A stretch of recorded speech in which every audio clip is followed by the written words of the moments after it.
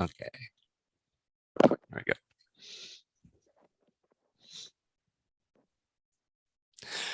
All right.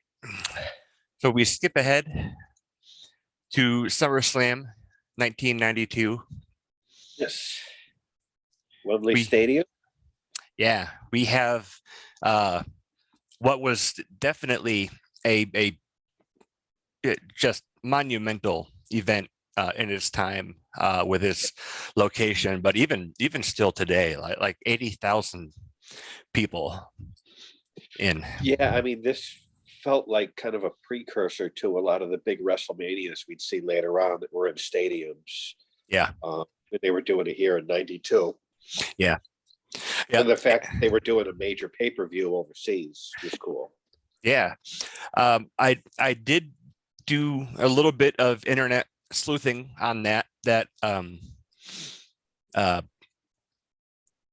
they really weren't entirely sure where they're going to hold SummerSlam, and there were some things that kind of swayed Vince into wanting to move it over to Wembley Stadium. One of those things being the main event, Intercontinental Champion Bret Hart wrestling Bulldog in his homeland, and I know that's probably the biggest marquee factor that ended up paying off really well, and we'll talk about that. But there was, like, ever since we started doing this, and you talked a lot about how WrestleMania 6 had a big fight feel, and this, I got a similar feeling. I actually don't think that the main event felt as big as 6, but the whole event felt like something special. And this is back when they only had the big 4 pay-per-views, right? And didn't have one every month. But like this really stuck out to me. This felt amazing. It felt like an event. Like, there's a big difference between an event and a wrestling show, and this felt like an event. Yeah, for sure. Like, they treated it as such, and that's how it felt watching it. Mm-hmm. So what do we start off with? There's they do an intro that is very, very British. They show a lot of British stuff. They're playing British music. Like, it felt to me almost like if you were doing like an American one and they had like pilgrims and cowboys and they were like burning witches and killing Native Americans while drinking whiskey and eating cheeseburgers. Like, felt like they're like, just like, take all the British stereotypes, let's just throw it all in a blender and put it in the intro. And it worked really well. It was fun, but it just felt very British. One thing they did that I like this, because again, this goes back to what we were just talking, making it feel like an event, is they interviewed fans outside the building and got their opinions on like who's going to win. Is it Savage? Is it Warrior? Is it Brett? Is it Davey? And that makes it feel like an event to me. That kind of adds to the bigness of what it is when they interview fans about who's going to win the major matches, and I like that. Yeah, and there were, I did notice some of the kids that had the Ultimate Warrior face paint. The Ultimate Warrior face paint on them looked really similar from one kid to the next, and so I figured that they probably had like some kind of stand outside that you could go to get like your face painted. They had the Union Jack UK flag too. That never occurred to me, but you're probably right. That seems like a smart thing they probably would have come up with, having because that many people, it's going to take a while to get in the building. So it would make sense they would have face painters outside to do that. Mm-hmm. That never occurred to me, but you're probably right. Yeah, I mean, it's 1992, so you could charge anything under $50 to do that, and people would be happy to pay. And it probably looks nice on camera in the main event when you've got people painted up like Warrior or wearing the Union Jack on their face.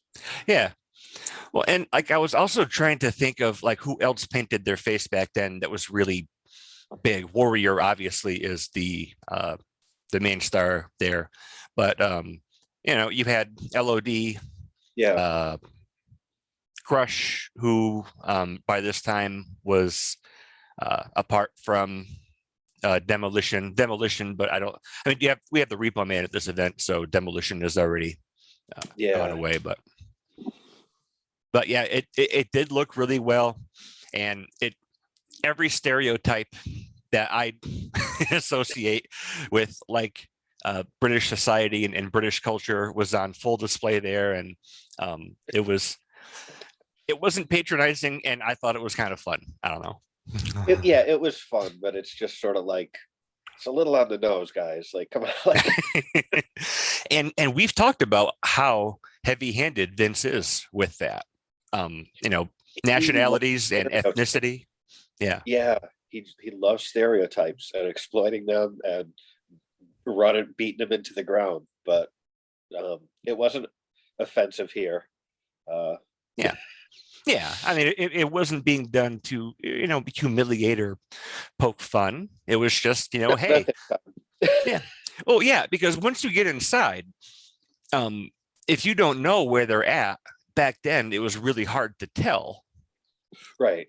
So I assume that they had put together the little fan video beforehand just to let people know in case you weren't sure. Like they're not, at like a football stadium anywhere in America. They went to a huge venue overseas, which one thing Brett has always said, and Brett has been accused of taking himself into business way too seriously. But back then, you have the World Wrestling Federation, and this was a really, I think, a good instance that kind of showcases that they are a world promotion. Yeah, that's what I was thinking too with that intro, where it's sort of like we're important, we're going overseas and selling out stadiums. Like, yeah, we are worldwide. Yep. So I think it makes it seem like a big deal apart from the UK audience. Yeah.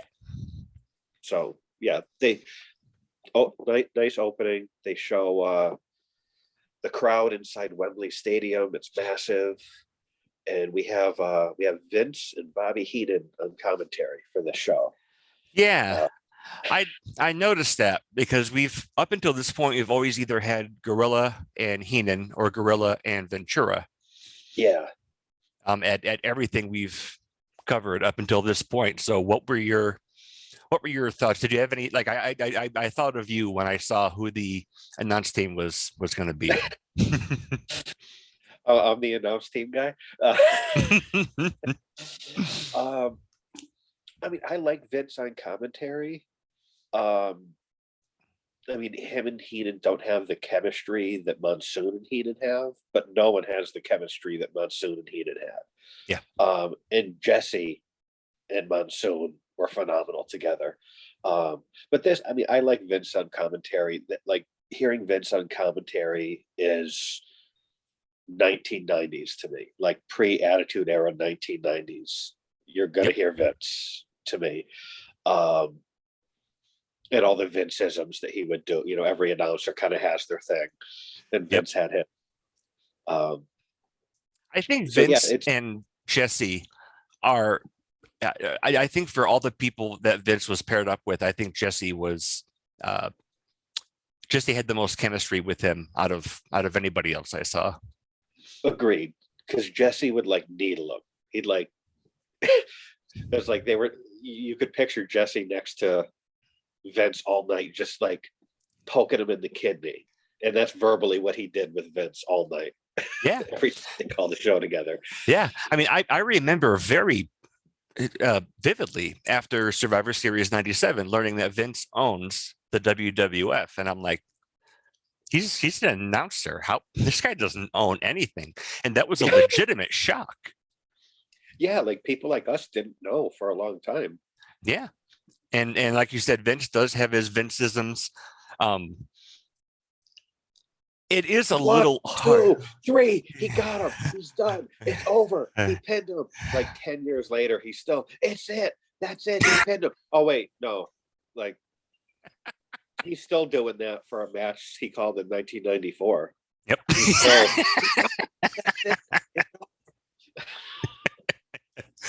Yeah, that is true. That's definitely one of his Vinceisms. I don't think that if learning that he was Mr. McMahon, it takes away anything. But whenever I do watch an older show that he commentated on, I do have that thought in the back of my head, like what it had to have been like to go out there and perform right in front of the guy, the boss. Like he isn't a Right. co-owner. This is his family's business, and Yeah. so I do wonder what that was like for the guys in the ring and some of the guys that worked with him on commentary too. I don't think Jesse gave two shits at all, but No. I also think that's why he was the best partner for Vince too. Yeah, and I've always heard those two had very much a love-hate relationship, and you see and hear that when they're teamed together. Yeah, Heenan would just kind of being Heenan, like Heenan can kind of work with anyone. yeah. Um, The but I other, mean, you think about it, like who better than Vince to get across the story he's trying to tell? yeah, If Vince is the guy saying it at ringside. yeah. Uh, and there are times, and when we get to the boyhood dream coming true, uh, that's a really strong example of, okay, dude, we get it. We know who your guy is. Like, Vince had a Viagra hard on for Shawn Michaels coming up soon. Lou his goddamn voice out half the time at ringside. Yeah. Yeah, that is true. Every final creative decision always goes through Vince, and so that is like learning in WCW that Bischoff was in the position he was in was also uh, kind of a shock. And I remember on 83 Weeks, uh, I believe maybe it was Paul Brummel, but I'm pretty sure it was Conrad who was talking to him about whenever he would announce with like Zabisco or um, Shivani, and he was asked, Vince was on commentary so long because you're out there, you can tell the story, and Bischoff said that there were a lot of advantages to that Yeah. as well, and so I guess that's a kind of a tried and true way for the boss to be out there and to try to get the message across. It's funny because on 83 Weeks, sometimes they do watch alongs. They'll watch an old Nitro or something like that. And sometimes Eric slips back into commentary mode as they're watching the show. It's kind of fun. Oh, I mean, I've only listened to like the segment ones, like whenever they call like either like an interview or a spot or a match or anything. I haven't listened to anything really definitive, but I want to now. Yeah, sometimes he'll slip into commentary mode if they're doing a watch along, and Conrad always gets a kick out of it Yeah. because he'll do it for like 5 minutes. Like he'll just call the match like he was sitting at the announce team, and it's live. Yeah. It's like even all these decades later, like he still has that, commentary and muscle memory. That's cool. Yeah. So this kicks off with Money Incorporated along with Jimmy Hart versus the Legion of Doom. Uh, yeah, IRS cuts a funny little promo on the English fans. Um, that was just kind of a fun little thing. This is that iconic entrance that they show clips of all the time where the Legion of Doom ride down on the motorcycles. Um, I noticed they got the gold shoulder pads on here. That's one Yeah. thing out to me. Yeah. The very first note I took on the match was black and gold spikes look great, but I think it would look better if they didn't have their traditional black and red trunks. I agree. I'm probably nitpicking, but just little things like that stick out to me. But like the super like mirror gold did look really good. Yeah, it did. But yeah, I agree with you. It did kind of contrast a little bit with the rest of their ring gear. Yeah. Speaking of ringer, DiBiase's in white. Yeah. This What did, white boots, white trunks. yeah. Uh, How do you feel about that? I I liked just classic black. The white looked a little weird on him. Like I liked when he came out, like he'd have like the white suit on and stuff before the match. That was cool. But like the white trunks looked a little weird. DiBiase looked like he put on some weight here to me. Like he looked not muscle weight, looked like he had a bit of a belly here. I don't know if you noticed that, but I did not. looked a little out of shape here to me. Yeah, I I wrote Ted does not look good in white.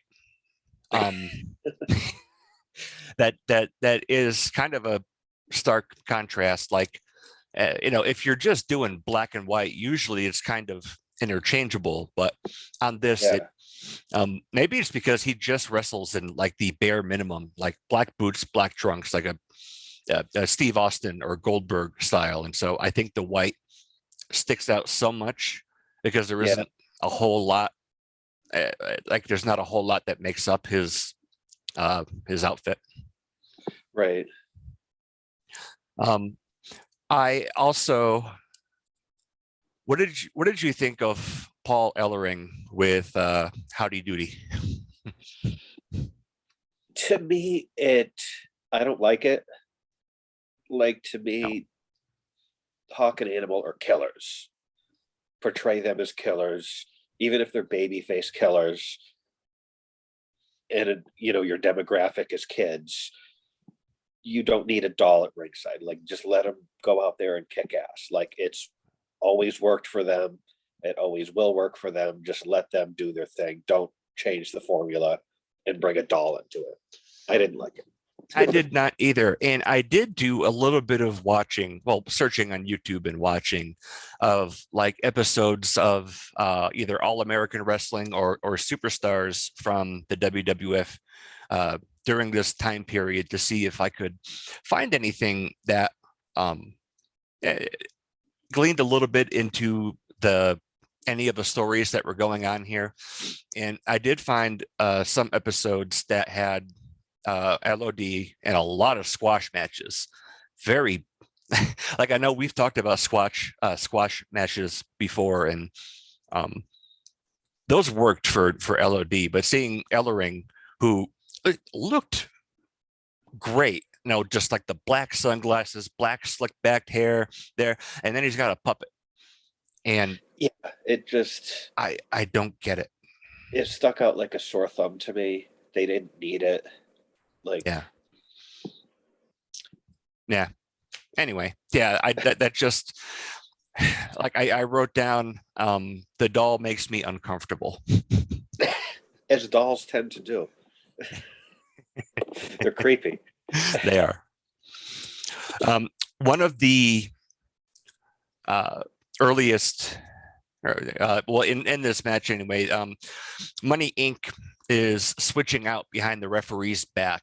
I believe Hawk was in there for a while and Animal was in the corner, and Animal would get all riled up, or Money Inc. would get him all riled up, and he'd start to come in, and the ref would go over and whatever, and then they'd switch Yeah. out.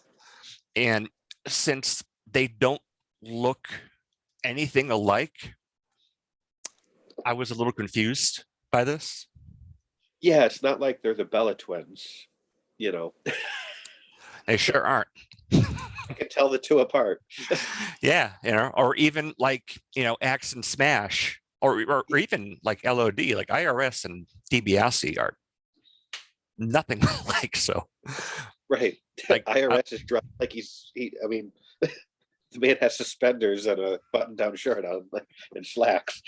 Ted DiBiase is wearing tidy whities, and so I don't Yeah. get it. But I know you and I both do appreciate tag team psychology. So Yeah. um, Yeah. And a lot of classic tag team psychology here. I feel like IRS was kind of the MVP of this match. He was the one who was in there the most. There were a couple cool spots with him. He ducked a flying clothesline from Hawk, and it just very smooth. It looked nice. At one point, uh, DiBiase was up there for the Doomsday Device, and IRS did a really nice very high drop kick for the save. And I just feel like IRS was kind of the MVP of this match. He was just involved with everything, and just everything he did just looked nice. And Yeah, he's another one of those people that, with hindsight and life maturity, I go back and I appreciate a lot more now than I did at the time. yeah. Well, they were really good during like the 80s and 90s of having those guys that were just really reliable, dependable, could work with anyone. You could put them in any spot and they could deliver.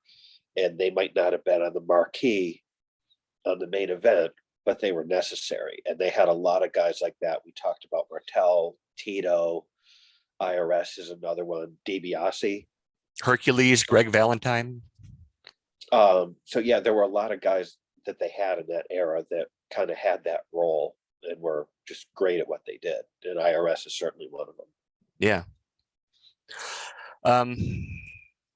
They built up a lot of heat waiting for the hot tag, as it's called, where Money Inc. was switching out and Animal was getting all riled up, and they come in. I did note the Doomsday Device setup that IRS kind of foiled for them. Yeah. He got up there with that drop kick. Yeah. It's a big man to be up that high. Yeah. I love both these teams, and I've grown much fonder of Money Inc. and able to appreciate them. And I've also thought about how usually in all of the events that you and I have covered, there seems to be almost a mainstay, like they open up the event with a tag match. Yeah. And I don't think this was a bad match at all, but it was kind of forgettable for me. Yeah, it wasn't anything exceptional. This, I think, maybe would have been better in the middle of the card. This felt like a middle of the card match. Yeah. Well, It and didn't have that high energy of like a Rockers match or something, you know what I mean? yeah, To open the show with. Nothing wrong with it. It was fine, but yeah. it wasn't an opener that sort of like, fucking, yes, I'm here at SummerSlam. Let's go. Like, Yeah. I don't, again, I'm not sure what they were trying to do. Like I said, the switching out behind the ref's back was just kind of awkward for me. Seeing Paul Ellering with Rocco, isn't that the doll's name? I believe so. Yeah. Yeah, it was just kind of off-putting. Again, it was not a bad match. Just I don't know. Maybe my expectations were a little high because of the other events that you and I have covered. I don't know. Yeah. I agree. Yeah, Animal ends up pinning DiBiase, gets a power slam. He always had a good power slam. Yeah. Gets the victory. And they do talk on commentary about both these teams wanting title shots. So it's not like there weren't any stakes. It was like both these teams want a shot at the tag titles. So kind of like with the Hart Foundation and Demolition a few episodes back. I believe so, yeah. But I do remember them talking about that on commentary. Like, okay, so whoever wins this may be in line for a tag title shot coming up soon. Yeah. So there were some stakes, I guess. Yeah. It wasn't just a cold match, but. And so Legion of Doom goes over Money Inc. Yes. From there, Mean Gene interviews Ric Flair. Flair cuts a good promo about kind of feeling slighted and not being in the title match. Mm-hmm. And then it is the first of about 48,000 mentions of whose corner is Mr. Perfect going to be in.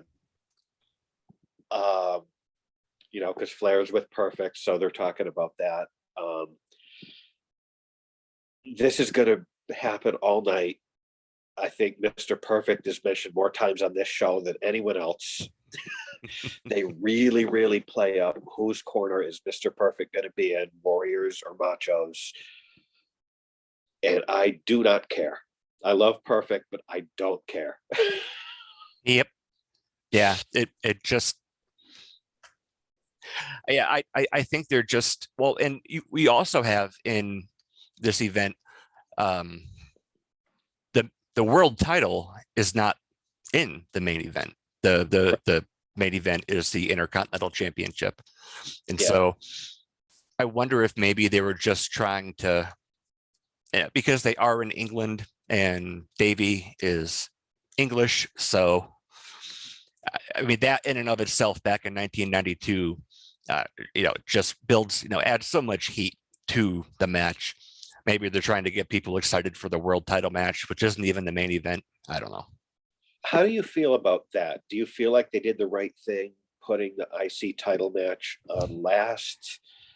Because you've got Macho and Warrior for the world title. Yeah. That's a main event anywhere on the planet. Yeah. And they've been on second to last. So, I mean, do you think that was a good move? Do you think it was like a gamble? Like, okay, Davey, they better be behind you as much as we think. Like, So I have two thoughts. One, Warrior and Macho had the retirement match at WrestleMania 7. And retirement matches in the WWF or WWE don't have a terribly long shelf life. No. They will get back in. And so I did notice that because I loved Brett even as a kid. And knowing the type of match that Davey and him are going to have, I really don't know if I can be unbiased. I did look at, and so you and I have talked about how the British Bulldog was a main event mainstay. Whenever he was there, like on his own, he was so many in your houses against Brett, against Sean, Against Diesel. Yeah, against Diesel. I was trying to remember if it was Sid or Diesel. Yeah, like we were talking last time, like always the bridesmaid, never the bride, but he was a credible contender for the champ. Yeah. That could lose. I really don't know if that was the best thing for business. I think it was for this card, but I also think that you've got to sorry to interrupt. They didn't know that match was going to be a 5-star classic. That in itself was a gamble too. Yeah. Because at this time, Davey wasn't a bona fide main eventer. Brett wasn't a bona fide main eventer at this time. So even that, putting those two guys on last, was a gamble in itself. They didn't know it was going to be the 5-star classic that it was. Yeah. So I do feel like it was a bit of a gamble that paid off, but I mean, they didn't know. I mean, Brett hadn't been a single star that long, neither had Davey. So, and Warrior and Macho were established main event guys. Absolutely. Yeah, it was a gamble that I think paid off. I don't know, without knowing how it's going to turn out. I don't know if I would have gambled like that. I think had this been in the United States, well, and Brett talks about in his book too, if it wasn't him and Davey at Wembley, it was going to be him and Sean, which probably would not have been the main event at this point in either of their careers. I'm sure that they would have stolen the show anyway, but right. If it were me not knowing how things would go, I probably would have put Warrior and Savage as the main event. Yeah. I mean, it really is a gamble, like you said, going to England to begin with and putting the IC title as the main event just because Davey's from England. Right. Yeah. I mean, that's, he's English, they're in England, so they're going to like him. Like, that's a lot to You know, I would imagine both guys in the main event probably felt a lot of pressure to deliver, because I'm sure they didn't take it lightly that they were going in last. Yeah. Yep. So it's again, hindsight is always 2020, but there were a lot of high stakes in this event. Again, just being in England, putting the IC title on last. I have found old episodes, like I was saying earlier, from either All American Wrestling or Superstars from the 80s, where Brett was still very much in the Hart Foundation and the British Bulldogs were still very much a team, where Brett and Davey wrestled each other in a singles match at like a house show style main event. So I know that they did have a lot of experience together, and it is kind of cool to just look back in there and kind of see the foreshadowing, maybe, of Yeah, where those guys would go in their singles careers. Um, yeah, I yeah. mean, how do you feel not having the world title in the main event, and also bumping the world title for the IC title with Warrior and Savage? I mean, I would probably, if I were in charge, I probably would have featured the hell out of the IC title, but I think I would have put my tried and true main eventers on last, regardless of where the show was being held. So I probably would have put on Savage and Warrior last. Yeah. However, most of the time, I feel like the world championship should be the main event, regardless. There are times where that's not the case. And I feel like if something else is easily a bigger draw, and that's what people came to see, it should go on last. Rock and Hogan. Jericho and Triple H went on after that show. Yeah. That was very unfair to both of them. Or even the first Hell in the Cell, Shawn and Taker, that went on last. Brett, I believe, was champ at the time and wrestled, I don't know if the Patriot or someone, Yeah. I don't remember, prior to that. Yep. Shawn and Taker Hell in a Cell is more important. Yep. And that's what people remember. Context, you know, or even like WrestleMania 11, Lawrence Taylor and Bam Bam Bigelow went on last. Shawn and Diesel for the world title went on prior to that. Yep. So there are instances, but yeah. But if I were running this, then I probably would have put Warrior and Savage on last, and probably regretted it afterwards after seeing after seeing what Brett and Davey did out there. But yeah, no, I completely agree. But maybe this is one of those moments where, like, so we did WrestleMania 3. That was our first episode, where had it not been Hogan and Andre, that match, even with Hogan and Andre, still almost stole the show. And so I thought maybe this card is kind of the coming of age for, the mid card workers like Brett, Bulldog, right. Shawn very soon. And so I wonder if this really was the maturity of those mid card guys, because we're flirting with the steroid scandal too. Yeah. And guys like Shawn, Brett, Davey, and guys who are not all roided up can go out there and perform, can go out there and draw. And I wonder if maybe those guys might have been past due for the main event. Like, if this isn't an instance where you can look and say, sure, you have Savage and Warrior, but maybe these other guys should be in that world title picture, and it's time for a changing of the guard. Well, I mean, Vince was always someone who's willing to take a gamble. And I think if you were going to take a gamble, doing it with Brett and Davey who he obviously had faith in if he put him on last in England. And I think it's important to note, like, Davey goes over. So the crowd has that feel good moment. If Brett was going to retain, that's different. But Yeah. Davey went over, so he got to celebrate. His family was there, So that's how the show ends, on a high note, where the crowd gets that, like, our hometown boy did it in a classic match, and his family's there. So I think if you're going to take a gamble like that, this is the right time, the right place with the right guys. That is true. That's very true. And then just a few years down the road, Davey and Owen are going to be over there in the finals of the European title tournament. That was a hell of a match too. It sure was. And it kind of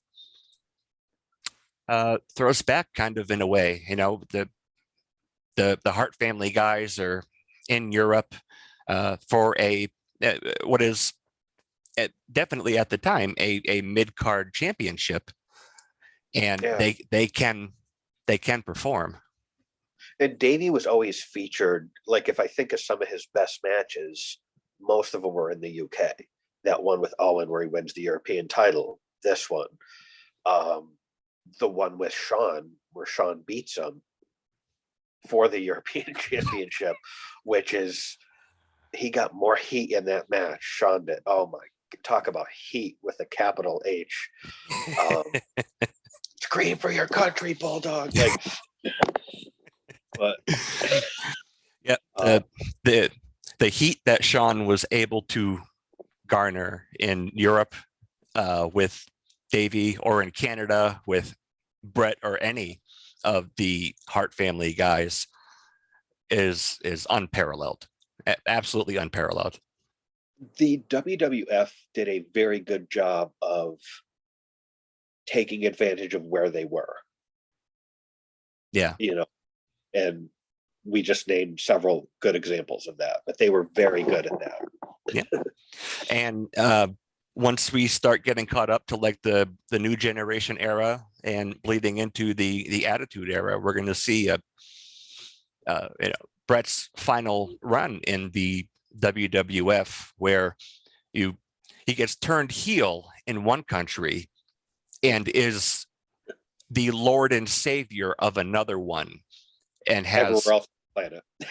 yeah, but like especially in Canada, man, Yeah. it is like, I've go back and watch Canadian Stampede. My goodness. Yeah. And it is amazing. And then, go back into the States the next night. And I mean, how weird must that have been to book someone as a monster heel, one of the biggest heels in the company, in, one venue, and then again as a wrestling god in the other. Like, that's. And not only that, but that affected the people he worked with. If he's working with Sean, if he's working with Austin, Taker, whoever, they have to change too. Yeah. It's not just Brett changes up, the opponent has to change too, based on geography. It's crazy. Like, yeah. and it works well. Yeah. Yeah. And it's, I know. Well, so we're in 1992 right now, and I know we're way jumping ahead, but Brett's going to drop the IC title to Davey, and very shortly win the world title for the first time. Yeah. Just I think about 2 months later, in October, he beats Flair at a house show, but in Canada. Yeah. But all right, so next we have, this is easily the match of the night: Virgil and Nails.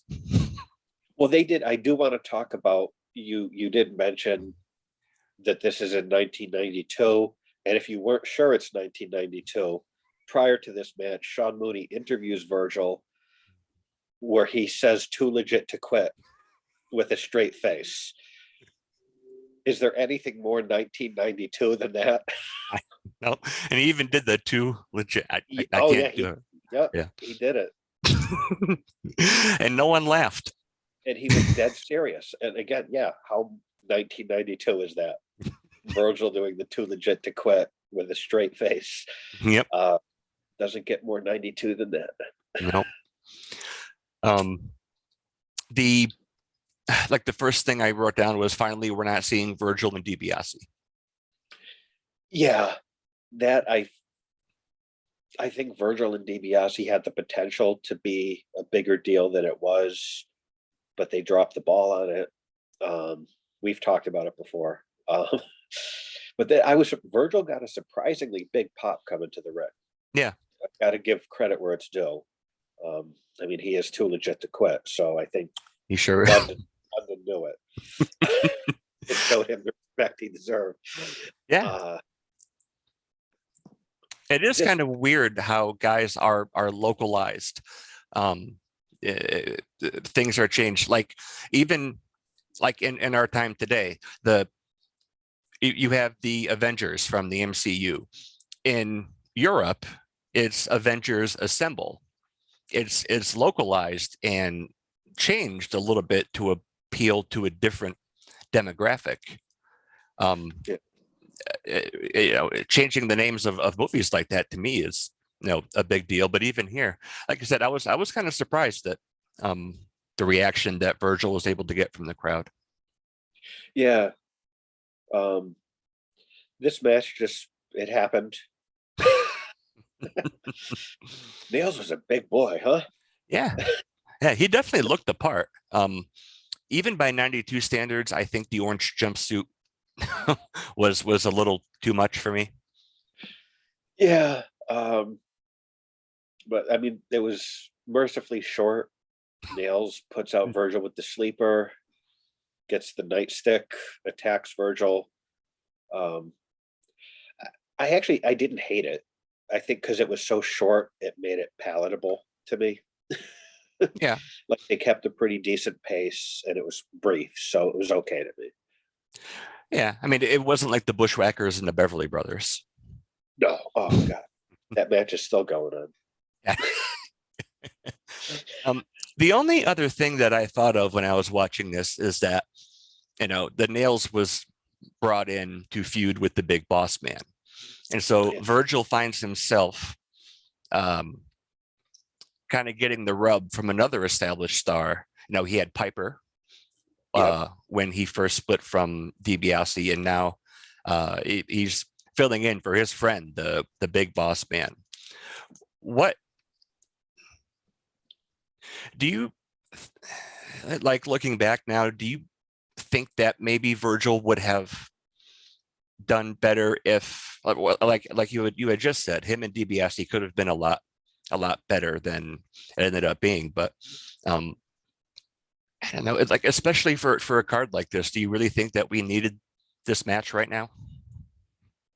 I feel like with Virgil, if they had let Virgil, like he's DiBiase's slave, let's call it what it is. Yep. Eventually he's got to have enough, break away, and he's got to slay the dragon and beat DiBiase. I think if they left it alone and let Virgil just do that on his own, it would have been better. The fact that they're trying to get Boss Man involved, get the rub from Piper, that to me took away from what we should have cared about on our own. Like we weren't in our late 30s when this happened. We were kids. Yeah. Kids can understand Virgil's getting mistreated by this mean man. He has enough. He's going to fight back. Kids get that and could get behind it. He didn't need Piper. He didn't need Boss Man. If they just let Virgil be Virgil and fight his own battles, I think it would have been more successful than it was trying to get other people involved. You've sent me a few videos from the Arsenio Hall show. Yes. He was a legitimate, mark for the business. I don't know if there was any other show that a wrestler could have gone on to without that fake card being, played down, and Arsenio let them, kind of stay in character. I did watch the one where DiBiase, when Virgil was still with them, DiBiase went on there, and Virgil was a pro. Just kind of sat there silently. DiBiase he's a great talker, period. Yeah. But whenever Arsenio would be like, how come he doesn't say anything? Or what does he do for you? And DiBiase's like, he does what I pay him to do. And It takes balls to go on Arsenio and play the slave angle. it was a different time. That doesn't make it right, but just people felt differently. And I just remember thinking, coming out of there where Virgil and DiBiase would split, Virgil never talked in interviews. He just looked mean. And he was very well physically built. He definitely played that part. Great. Yeah. And I just have to think that they could have built his character from the ground up at that point. And in any way. And I don't really know what his abilities were back then. The Too Legit. Maybe that was his magnum opus. I don't know. But 92. It was yeah, I do find myself a little bored during his matches on the events that we've covered, but he got a big pop in a huge stadium. Whatever he was trying to do with Piper, I don't think it failed, but I don't think it worked, and now he's with the Boss Man.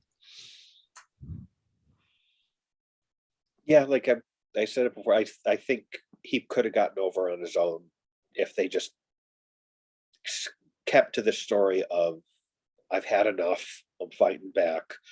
And I think with DiBiase to lead him through it, because Virgil was athletic, he looked good. Yeah.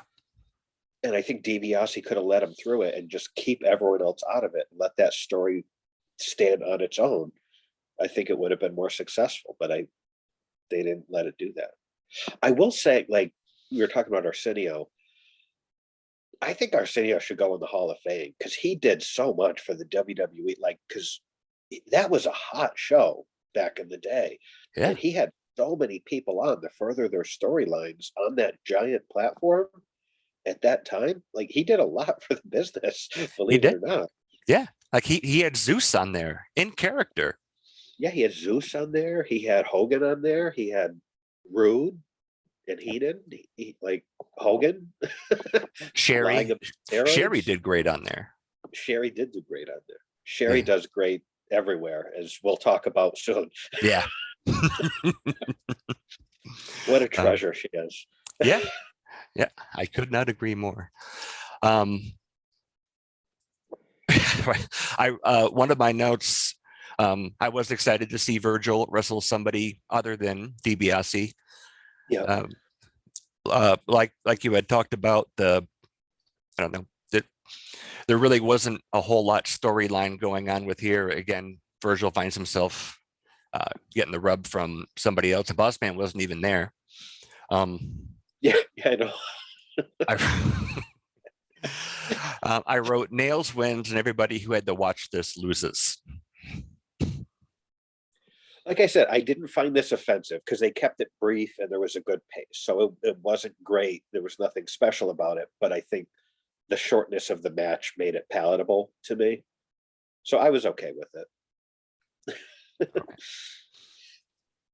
From there, Lord Alfred Hayes is backstage.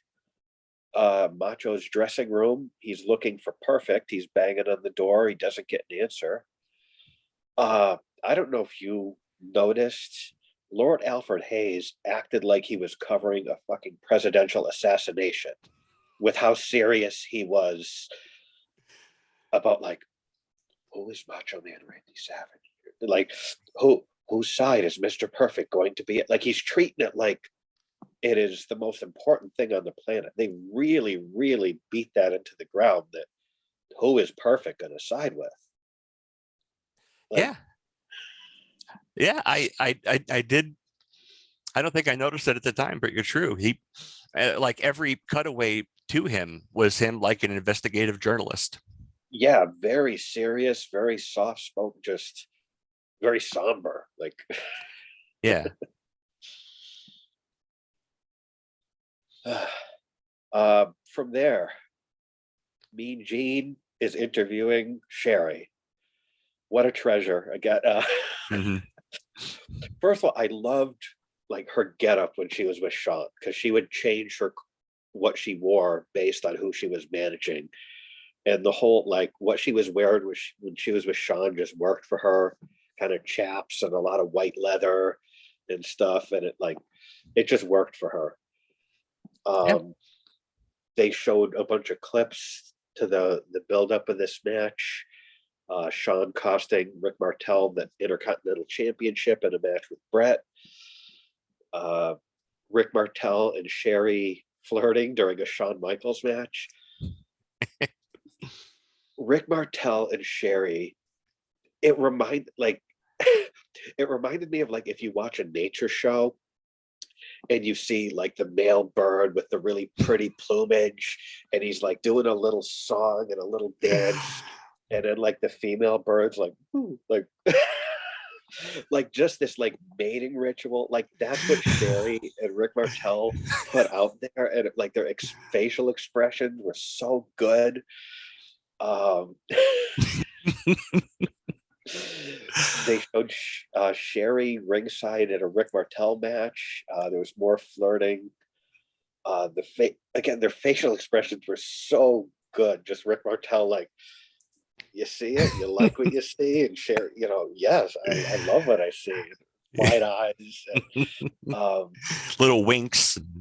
yeah, both of them are so good. And so then they discuss perhaps the greatest stipulation in the history of professional wrestling. Uh, Neither one of these men can hit each other in the face because they are both too good looking. Yeah. Wrestling doesn't get any better than this. Yep. Not including the main event, this is far and away my favorite match of the night. Maybe one of my favorite matches of anything we've covered. When we did SummerSlam 91, I just kept thinking this is such a fun event. It's just a lot of fun. And I absolutely got that same feeling about this match. Stop smiling this whole match. Yeah.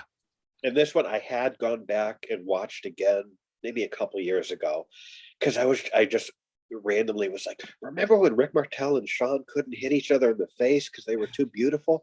I got to see that again. Like, and everybody was so perfect in this match. And it brought me back to what WrestleMania was it that we covered where Martel and Jake had the blindfold match? I believe that was 6. Okay. And we both talked about how great that match was and how well both of those guys did in that match. Here we have Rick Martel again in a unique stipulation where it's like, we talk about those guys, you can put them in there with anyone and they deliver. And Rick Martel was that guy again here. And Rick Martel is good looking, and so is Sean. And yeah, you got Barry in the middle, and it was just so perfect. I do remember, and I've gone back and searched on YouTube to see some of the promos and things with the guys from this era. And when he became the model, he would come out wearing these very, I think, dated clothes, like rich suits or hats and everything. And he would come out and they'd play his music and he would just cut these really fun little promos. And then you have Sean, who's the bad guy, not like Razor Ramon bad guy, but he's the guy that pulls up on a motorcycle and wants to take your girlfriend out on a date. And so they both fit that pretty boy look in very different ways, and they both just hit it out of the park.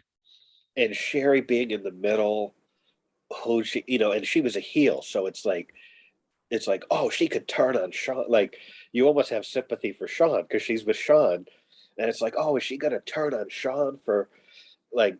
But like Martel was like, he would wear like the sweater tied around his neck, which is such a rich asshole look. And Yeah. he was tan, good looking guy, great body. He'd wear Yeah. those little shorts and like he was about to play tennis. Yeah. It's like he stepped out of a Ralph Lauren catalog. Like lifestyles of the rich and famous. Like I made a note when he came out to the ring, it was like, what a pompous asshole this guy is.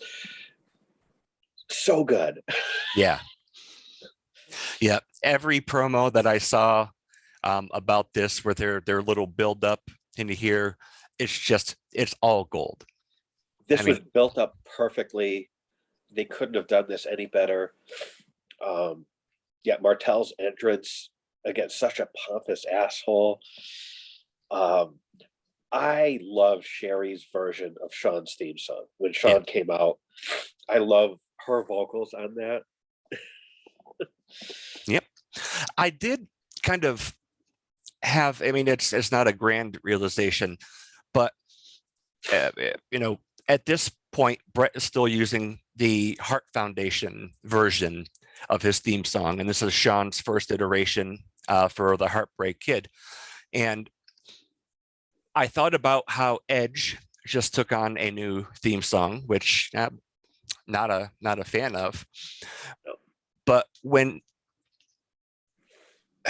I know Sean was a different performer when he was with the Rockers, and Brett just kind of matured out of his role, I guess. But I thought it was cool that instead of just reinventing them, they just kind of modernized their themes. Yeah. And then with like Natalia in more recent times, they took Brett's theme and kind of modernized it again. Yeah. And I thought that was really cool. Like, again, I also love Sherry's version of Sean's theme here, and it was just perfect. And it was really cool to see him, and then later on Brett, back at this point in their careers, and Yeah. knowing what they're both going to go on to do, and how they were able to just work with anyone, anywhere, and the match will always be incredible. They're never going to let you down. Yeah. And that's the thing where it's like you look at people that we've talked about where it's like, okay, this person's reliable, they're dependable, they can work with anyone. Sean and Brett had that, but it's like you could tell, like, Sean with that charisma, like he's got something else. Like with Brett, like there's something special, there's something extra with these guys where it's like they're not going to be mid-card guys that get other people over. Like there's something special about these two guys. And Sean, and again, this is relatively early in his singles run here. And from what I understand, he wasn't really thrilled about the Heartbreak Kid character. But damn, did he embrace it. Yeah. And he owned it. When he came out, it's like, this guy is somebody. Like he walked out there and carried himself like a star. And like Sherry comes out and she's got the full length mirror. She's got to walk that long ass entranceway with the mirror that's as big as she is. Yeah. And I loved when they get in the ring and Sherry's holding up the mirror for Sean and Sean's checking himself out. And you see Rick Martel kind of step into, because he wants to look too. Yeah. Because he's great looking. So he wants to take a look too. And so he steps into this so he can look at himself in the mirror too. I loved it. Yeah. Well, when we covered the 92 Rumble, the first big pay-per-view event where we see the Heartbreak Kid, even back then, like it was just magic. It really was, the way he put Marty through the barbershop window, which even to this day is incredible to watch. And it's like I almost feel like by that point, and then to hear later on in the year, it's like you can't hold him back. Like you can put him in fun little matches like this, he's gonna go into he's the one that takes the IC title from Bulldog after Yeah. this event. And it really does feel like you just watch him and he's going up, and there's no matter what they want him to do, he's going to just explode and be, one of, in my opinion, I think the greatest in-ring performer of all time. And I agree. it But I like, think that was a lot of, from everything I've heard and read, that you get to like the mid 90s and Sean is fucking pissed because he's like, I've been the best motherfucker here for years. Why am I not at the top? Like, I can outperform anyone in this locker room. Why am I not getting that recognition? So he had something to prove every night he went out there. yeah. And which probably isn't healthy emotionally, but it makes for great matches. yeah, he never disappointed.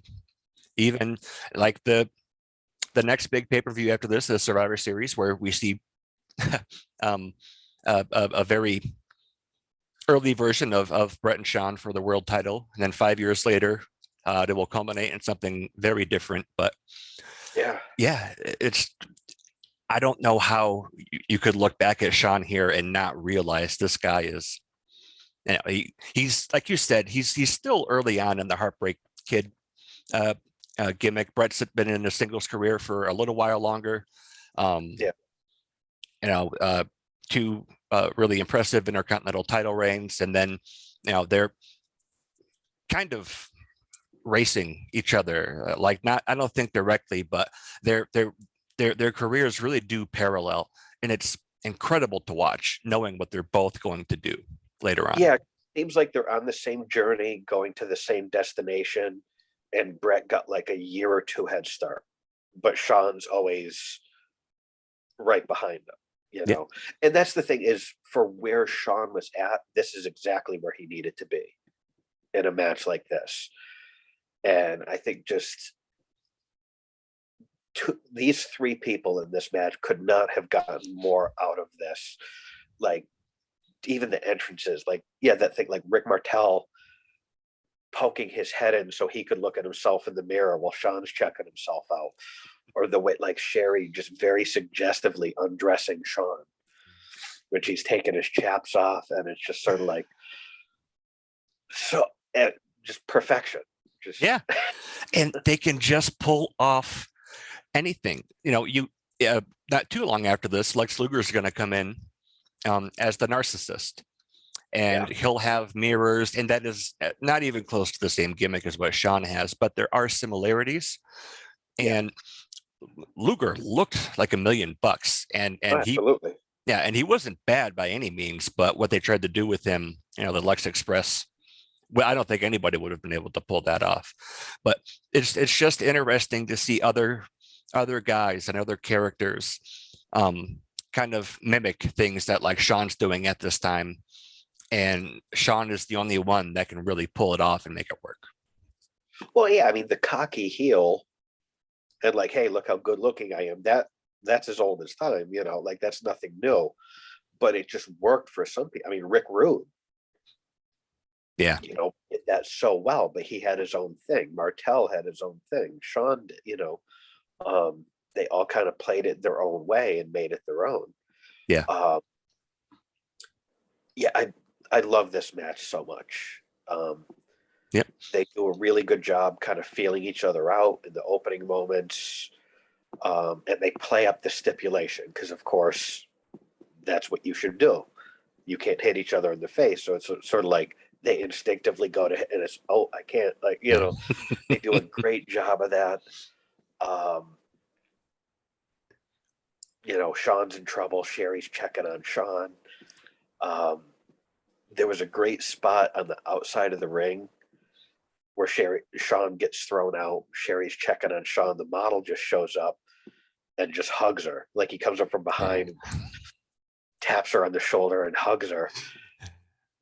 And she's just got this huge smile on her face. Like, what a gift from the gods that this man is embracing. It's like, and she kind of like looks them up and down while they're like embracing. It was gold.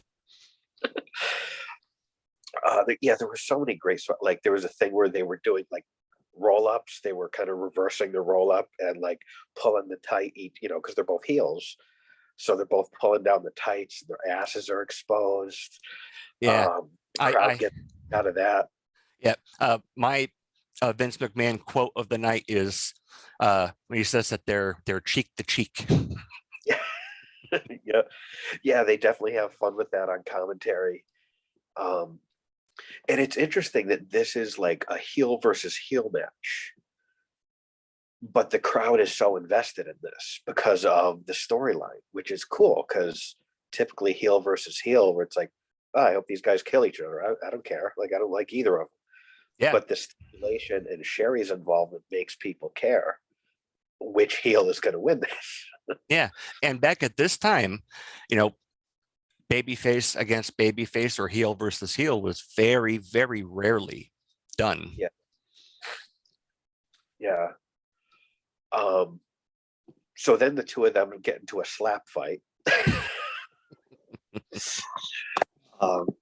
which I guess they're not hitting each other in the face, they're slapping each other in the face, but it's still, like it says in the song, hands off the merchandise. That's those are the money makers for those two guys. You don't hit, no. And then Sherry does the best feint on the ring apron of all time. Yep. Just like she was shot in the chest, just point blank, just flat back, dead. Yeah.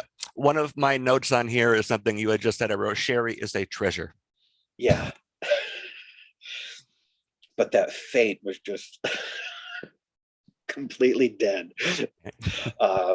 Just ridiculous. It's fun. And then again, getting the most out of everything. Shawn Michaels and Rick Martel fight over who gets the reviver. How good is this? Yeah, I wrote the match does end in a double count out, and I thought back to some of the episodes we've done where I don't know, like a finish like that. I don't know if it's the best thing, but I wrote the double count out should bother me, but this is so much fun, and I think it's perfect. It's fantastic. Yeah, because what's going to come in a minute is really what people want to see. Who actually won the match is secondary. Yeah. Because then it's all about like what happened to Sherry, who's Sherry going to go with. So yeah, they're fighting over who gets to revive Sherry. They're pulling each other off each other and then trying to help Sherry. Then they start throwing some fists.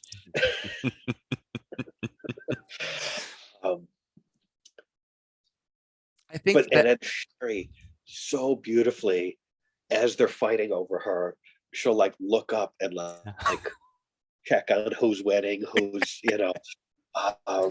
and her faking it. She does such a great job. Like she'll lift her head and what's happening? Like, and then yet again. Yeah, there is one shot where she's laying there and her eyes are closed and the camera goes down right next to her, and you can see in the background, like just over her face in the shot, those guys beating each other up over who's going to go revive her. And I thought that was just $1 million shot right there. And for like, very rarely do you see instances where it really doesn't matter who wins. Yeah. And I think this is one of those times where these guys are so talented and this is booked so brilliantly that the outcome of the match almost doesn't really matter. Like, no. do you kind of feel that way too? That absolutely, the story is what people care about. Like, what's going to happen with Sherry? Who's she going with? Like, is she staying with Shawn? Is she going with Rick? Like, that's what people care about. And then, who won the match really didn't matter. But yeah, they all played this so well. At one point, Shawn has Sherry over his shoulder, and she's wearing those assless chaps. And there was a joke about Twin Peaks was a hot show at that time, and they made a joke about twin cheeks. Uh, and it'd just be like they would just trade. Like Sean's helping Sherry, Martel runs from the back, hits Sean, drops Sherry, just dead. Yeah. Then or Martel helps her. Sean, they just keep going back and forth, and it doesn't get old. And at one point, Martel goes in the back and comes back with a bucket. Sean's carrying Sherry. Martel comes out with a bucket and dumps water just on Sherry. Doesn't get Sean. He gets Sherry. Sean drops Sherry, runs back to catch Martel, and this is the payoff here. Sherry ends up with no one, and she's alone. She's soaking wet. She's embarrassed, and she doesn't get either of those beautiful men. Yep. And that's the payoff. Yep. Yeah, and that was a long walk from the ring back to the dressing room. Yeah. Yeah, like this went on for a couple minutes, and it was brilliant the entire time. And I thought this was just a great combination of like athleticism in the ring, psychology, and storytelling. It just like all fused together so beautifully with all three of these performers. I could not agree more. Yeah, because the match itself was really good. Yeah. Like the wrestling was great. Yeah, like I think both of these guys really are pure athletes. Not just in how they look, but how they perform. And I do like that you brought up the blindfold match with Jake. I thought that was a really good instance where Martel could go to a gimmick like that and still perform and make it very entertaining. And this is like the funnest match I've ever seen. It's a lot of fun. And like with that match with Jake, with the blindfold match, your tendency is to give the credit to Jake because we know how great his ring psychology is. Martel was right there with him. Yeah. Like that match doesn't work with one person. Yeah. And the fact that Martel did that and knocked it out of the park, and here he is again with a unique stipulation, knocks it out of the park. Like Martel should get his due. Like, yeah. He should definitely be in the Hall of Fame. Him and Arsenio. Yes. Yeah, just fun. Everything about this match was fun. I couldn't stop smiling the whole time. Yep. It just like you said, the build up. Sherry gets doused with water. They're both back there, and she's just in front of 80,000 people, all embarrassed and wet and screaming on the way to the back. It was beautiful. And that's again the thing about like a great heel is like she was willing to be embarrassed like that. Like if a heel had too much ego and wasn't willing to be humiliated, that doesn't work. She was willing to do that. Yeah. And really play it up. And that's why it worked. I mean, like she was with Savage, the scary Sherry, sensational Queen Sherry. And that's what I think I remember her for the most. She was with DiBiase, and there was nothing wrong with that at all, but that didn't really seem to land with me. And then like her being with Sean in his breakout role in his singles career was magic to me. That elevated Sean. Yeah. For sure. Yeah. I think absolutely credit where it's due that he probably would have figured it out without her, but yeah, he got really there fast because of her. Yeah. And I think the Heartbreak Kid needed Sherry. That gimmick in the beginning to really be taken seriously, I think like Sean got a lot out of that. Yeah. Yeah, I I can don't know see if that. it needed Sherry, but It definitely helped. it really helped get the Heartbreak Kid character over. Yeah. And it also did set him aside, or set apart even more from guys like Rick Rude, so that he wasn't just another charismatic heartthrob or something like that. Yeah. Well, then too, because he would go out and he would like shove her around and stuff like that, where it's sort of like kind of like an S&M thing. Like, so again, that set him apart. Yeah. And his little pose in the ring where he, bends the one knee and goes up, she was, that Yeah, that pose was created around him grabbing her by the hair, putting her down, yeah. like you said, that was built around her performance in there. And I think that helped people take him seriously as a credible singles guy coming out of a small tag team.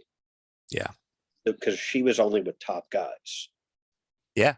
Yeah. DiBiase, Savage. Who else was she with? Prior to this, I don't know. I mean, those are definitely her more prominent roles, but I'm trying to remember if Like I know she was with people after this, but I think it's like a credibility thing, almost like having Heenan as your manager. Like, yeah. but she was only with top guys, so she's with Sean. Sean must be a top guy. Yeah. And they did have great chemistry, and Yeah, like you said, Sean probably didn't need her, but it definitely helped. Like she was. I did notice during this match, back in this time in the WWF, it's kind of the land of the giants. Even how much bigger Martel was than Sean. yeah, Sean would fill out quite a bit in the upcoming years, but um, it was pretty noticeable at this point that he was, at least in that respect, kind of punching up with the guys that he was with. yeah. All right, double count out. Sherry 5 soaked. stars. 5 stars all day Work long. of This art. was, yeah. Like you said, I was the same way. I could not stop smiling. This made me so happy.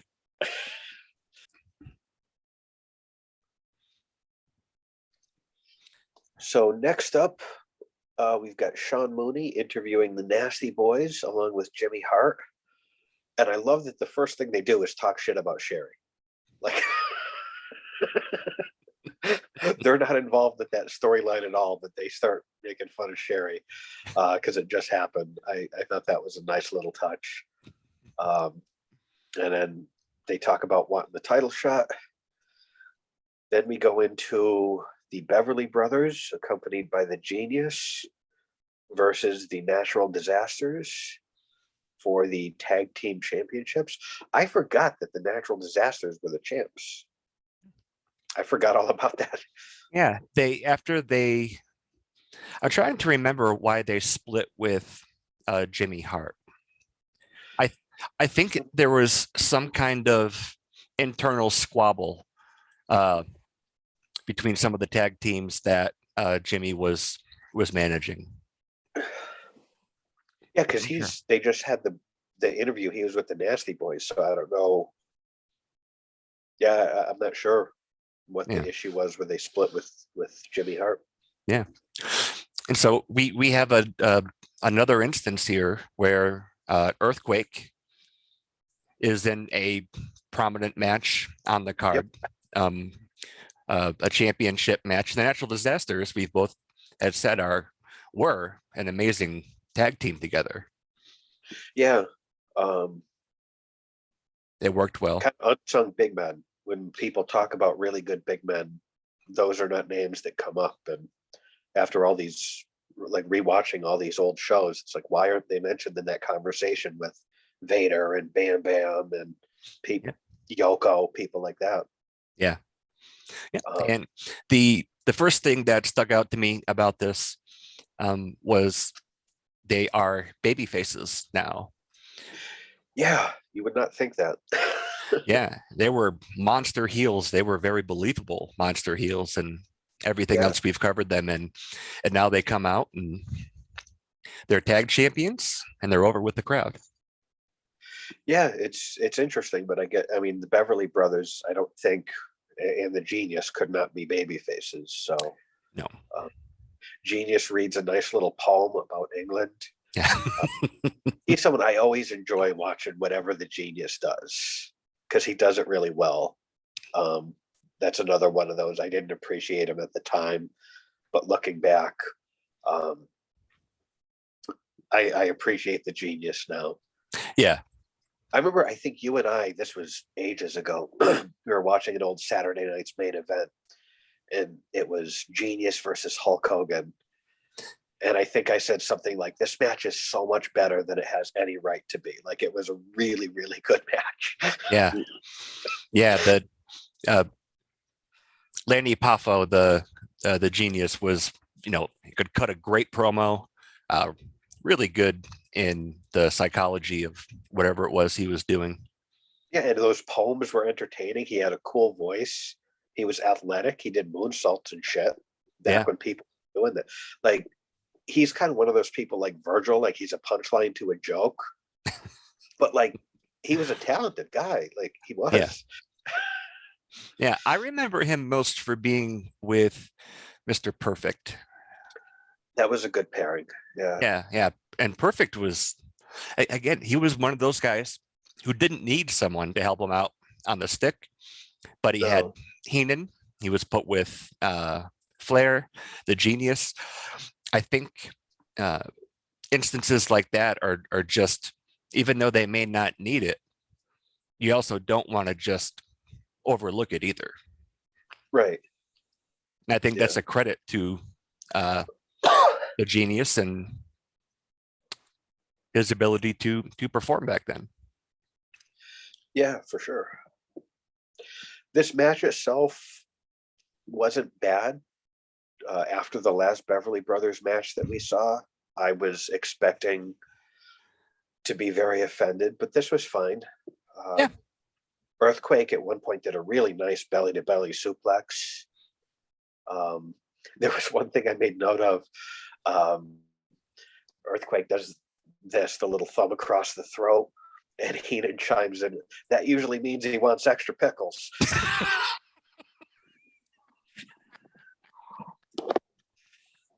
I missed that. I don't know how I missed that. Yeah, I thought I don't know, the tag team match with the Legion of Doom and Money Inc. I felt kind of the same way about this match as I did with that one. Not a bad match at all. All of the major championships were defended in this event. This is the first one, but there wasn't anything spectacular for me in this one. Yeah, I mean, this was fine. Nothing great, nothing horrible. It was just kind of there. Earthquake hits the Earthquake for the win. Seems like every show we watch, Earthquake hits that move and gets a victory. Yeah. They toss out Genius after the match, retain the titles. It's fine. Yeah. I've always wondered how people like him and then later on Yokozuna are able to control that descent onto a guy's chest without actually hurting them. I've heard with Yoko, it depends on how he felt about you. Oh, really? I've heard that Yoko could be very safe and it felt like a kitty cat on your chest. And I've heard it could go the other way if he wanted it to. That would not be pleasant. I've never heard anything about Earthquake being unsafe or dangerous to work with. Yeah. But for a guy that big, that says a lot about his professionalism, that you never hear about him hurting anyone. Yeah. I've never heard anyone that had anything negative to say about him or his performance. Yeah. And I think it's cool too that he's very athletic, way more athletic than guys his size usually are. And I thought his promos back then were kind of par for the course. because of his size, whenever he would, start screaming and yelling, it carried a lot of, no pun intended, but a lot of weight behind it. Yeah. But the match with them and the LOD, that standing drop kick, Yeah. that's Just out of incredible. nowhere. Yeah. Yeah. I mean, was 6'6", 6'7", 400 pounds, and Yeah. But yeah, this was just kind of there. It was okay. Retain the titles. From there, Mean Gene interviews the Bushwhackers. There's more speculation about Mr. Perfect, who turned, who paid him off to be in their corner. Gene makes a good joke about a British dentist wanting to sell the Bushwhackers a London Bridge, which is a nice shot of a nice crack at both the Bushwhackers' teeth and British people's teeth. yeah, it's like an onion, like sarcastic layer. Like the more you peel it back, the deeper it gets. It works on a lot of different levels, and as a Brit with bad teeth, I appreciate that joke. That's like on The Simpsons when Lisa had to get braces and they bust out the big book of British smiles. Yeah. I can't get any more. No. Like yeah, that's a fun well to go to whenever they talk about Americans and obesity. Yes, from there, Lord Alfred Hayes is at Warriors dressing room, looking for Perfect. He opens the door without knocking this time, and you just see a hand shut the door. Yep. So they're really playing up this, whose side will Perfect be on? Yeah. I really don't care. Yeah. No, I do, like with so many of these, vaguely remember the build up as to who Perfect would be with, like at the time when I was a kid watching this. But it was probably lost on me what they were really trying to accomplish anyway. But like you had said, they really hammered this home throughout this event. Yeah. Yeah, I mean they wanted it to be important. And I can't speak for other fans that were watching, but I just sort of like I don't care. Yeah.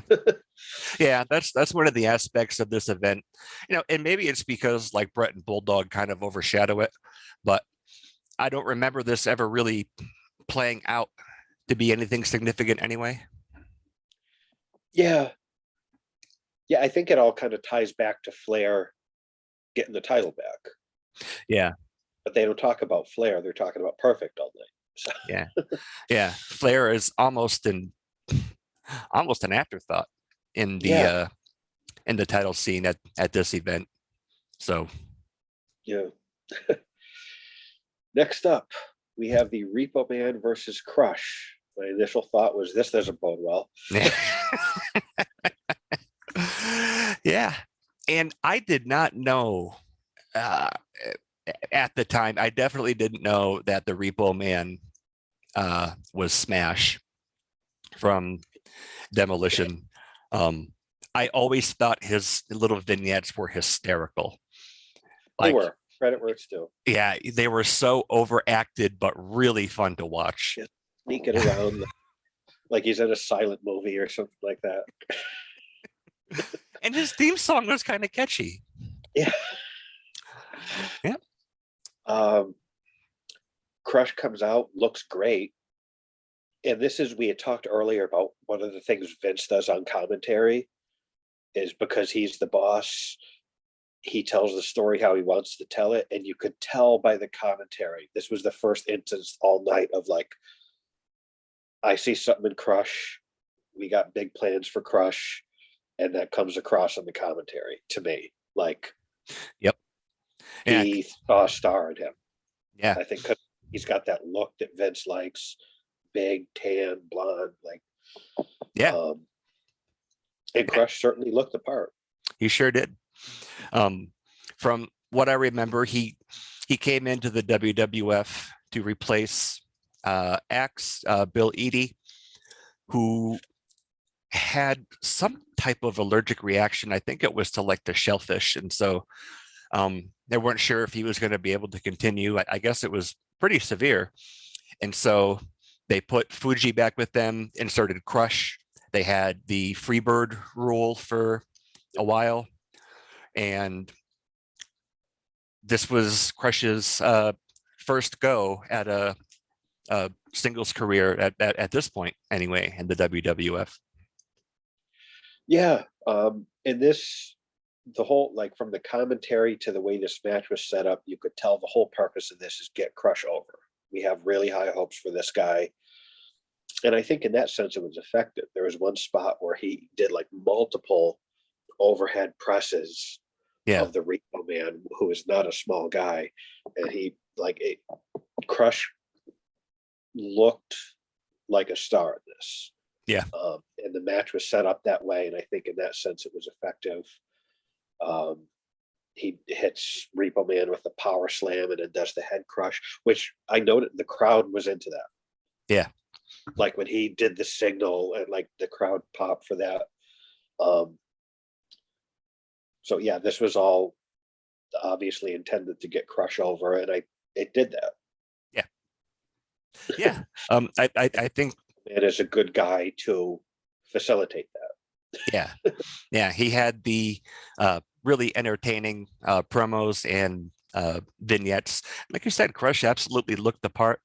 I just,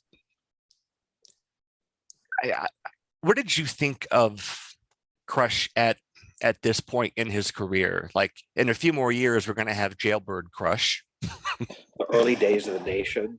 Yeah. Like, I remember that. Yeah. Doing the punch and people would chant Jailbird during his matches. I remember that. And then he has the whole, he's the leader of the DOA back when it was like faction warfare. And they tried a number of times with Crush. I believe he was pals with Taker. And I think that's why, like, I've heard that he was very well liked as a human being backstage. And he had the right friends that he kept getting shot after shot. But here, I mean, the way he was featured, he seemed like a star. Like this was very effective at making Crush. Oops. Sorry, I got a call there. I mean, he looked like a guy with potential. He was featured like, you know, he looked the part, and this match was put together in a way that Crush looked good. Yeah. So if I just went on this match alone, I would be like, oh, we got a future star here. Yeah. It didn't really pan out that way, but yeah, I did notice that Vince was a fan. Yeah. Quite a bit. Not like on the Shawn Michaels level, but yeah, he definitely had high hopes for him. Yeah. Because he's exactly what Vince likes. That look, just big, muscular, tan, tall, like. Yeah, but he, like at this point, I don't think he really had an identity or character that really was unique or even significant, if I'm being honest. No, he was generically everything Vince likes, but in a very generic way. But I did make note when he went to signal for that little head crush thing, the crowd did react to it. Yeah. So it's not like it fell flat. Like the crowd cared. Yeah. Maybe in like the same way they all liked Virgil first. Well, that's not a fair comparison. I don't feel good about that. Another notable thing was immediately after this match, there was an IcoPro ad. Yeah. I did notice that. Again, in case you didn't know, it was 1992. IcoPro. An IcoPro ad. Yeah. When was the WBF? I want to say it maybe a year or two after this. I think it was around the same, because I know that they brought in Lex, I believe, I could be wrong about this, under a WBF contract. Yeah. Probably maybe a year after this. Yeah, because I think Lex um, was under a do not compete clause when he first showed up, and so he Yeah. was like a commentator or like an interviewer for the WBF. And I think that's why they brought him in under a WBF contract, because that it wasn't a conflict of interest or whatever the legal term is. I think that was kind of the loophole. It's like, okay, we can have him on our TV, but he's not wrestling, but he's under contract. And Yeah, and Lex absolutely looked the part as well. yeah, Um, yeah, Kona Crush. Yeah, yeah. I mean, like, I get why they had high hopes for him, yeah, but I think you kind of nailed it on the head. He didn't really have a personality or an identity. Um, but he looked like he checked all the boxes of what Vince likes. yeah.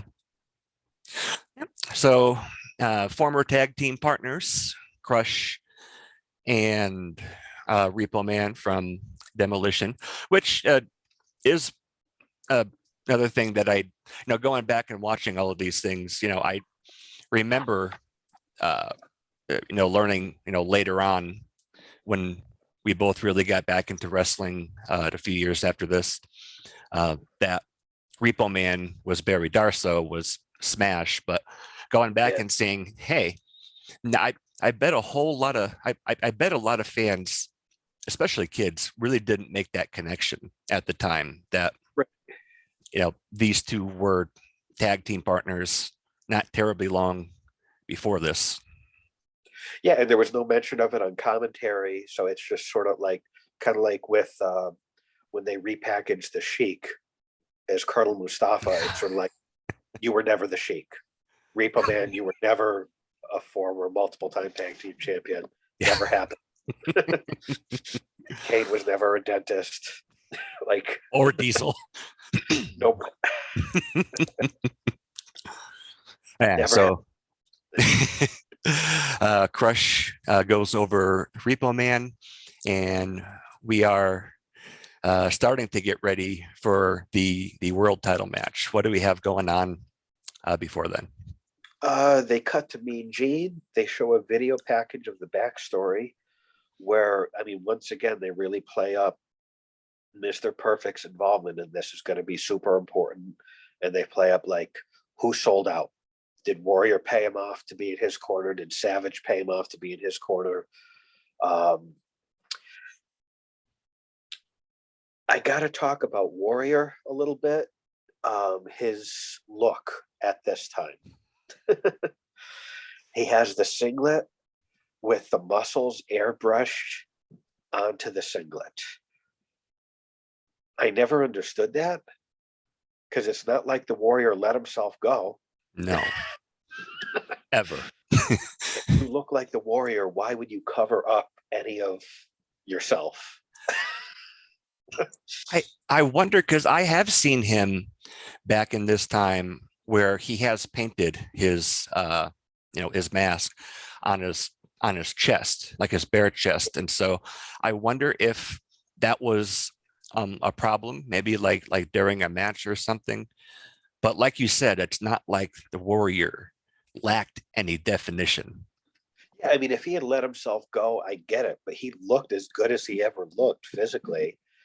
Um, so why he would be wearing a singlet, which I didn't like that look on him. It's like if you've got that body, show off as much of it as you can. Like, Yeah, why would you wear a singlet and an airbrush muscles on it? It's not like the giant Gonzalez yeah. I where he looked like a basketball player and had to airbrush muscles on. Like he's Warrior, one yeah. of the great physiques of all time. Yeah, Uh, now that was one of the first things I thought of. Like, hey, it's the precursor to the Giant Gonzalez. but this also, I feel like this was the era. Like, and I know there was lots of schoolyard rumor and innuendo, as they say, at this time about that this was not the original Warrior. Yeah. And I think it's probably because he changed his look a lot. He had the airbrushed singlet, and his face paint was different. Mm-hmm. It was kind of like almost like kind of blotchy looking face paint. So he kind of changed his look up enough that this was probably around when those rumors on schoolyards across America were like, that's not the original Warrior. It's a different guy. Yeah. And that was so well known when he showed up on Nitro in the midst of Hollywood Hogan and the NWO. Hogan's like, I thought you were dead, which was a play on that huge rumor that it was a different Warrior. Yeah. But yeah, so the whole they're doing a video package of the backstory, and to me, it's just like there's lots of people involved in this. It seems very convoluted, and they're just trying to cram additional people into this storyline, and it takes a lot of focus to me off of Warrior and Savage and the championship. Yeah, no, I completely agree. So we got Warrior and Savage for the WWF Championship. Classic Warrior entrance, big ovation for both these guys. I like the design on Warrior's coat. Mm-hmm. I really like those kind of like the sleeveless trenches on him with the cool airbrush designs. That's the only thing about his outfit here that works for me. Because again, the singlet and the weird face paint. You've brought this up several times. Like Jimmy Hart always had different airbrushed suits to match whatever his guys were wearing. I do think the sleeveless dusters that he wore that Warrior wore were pretty cool. Yeah, like how you look,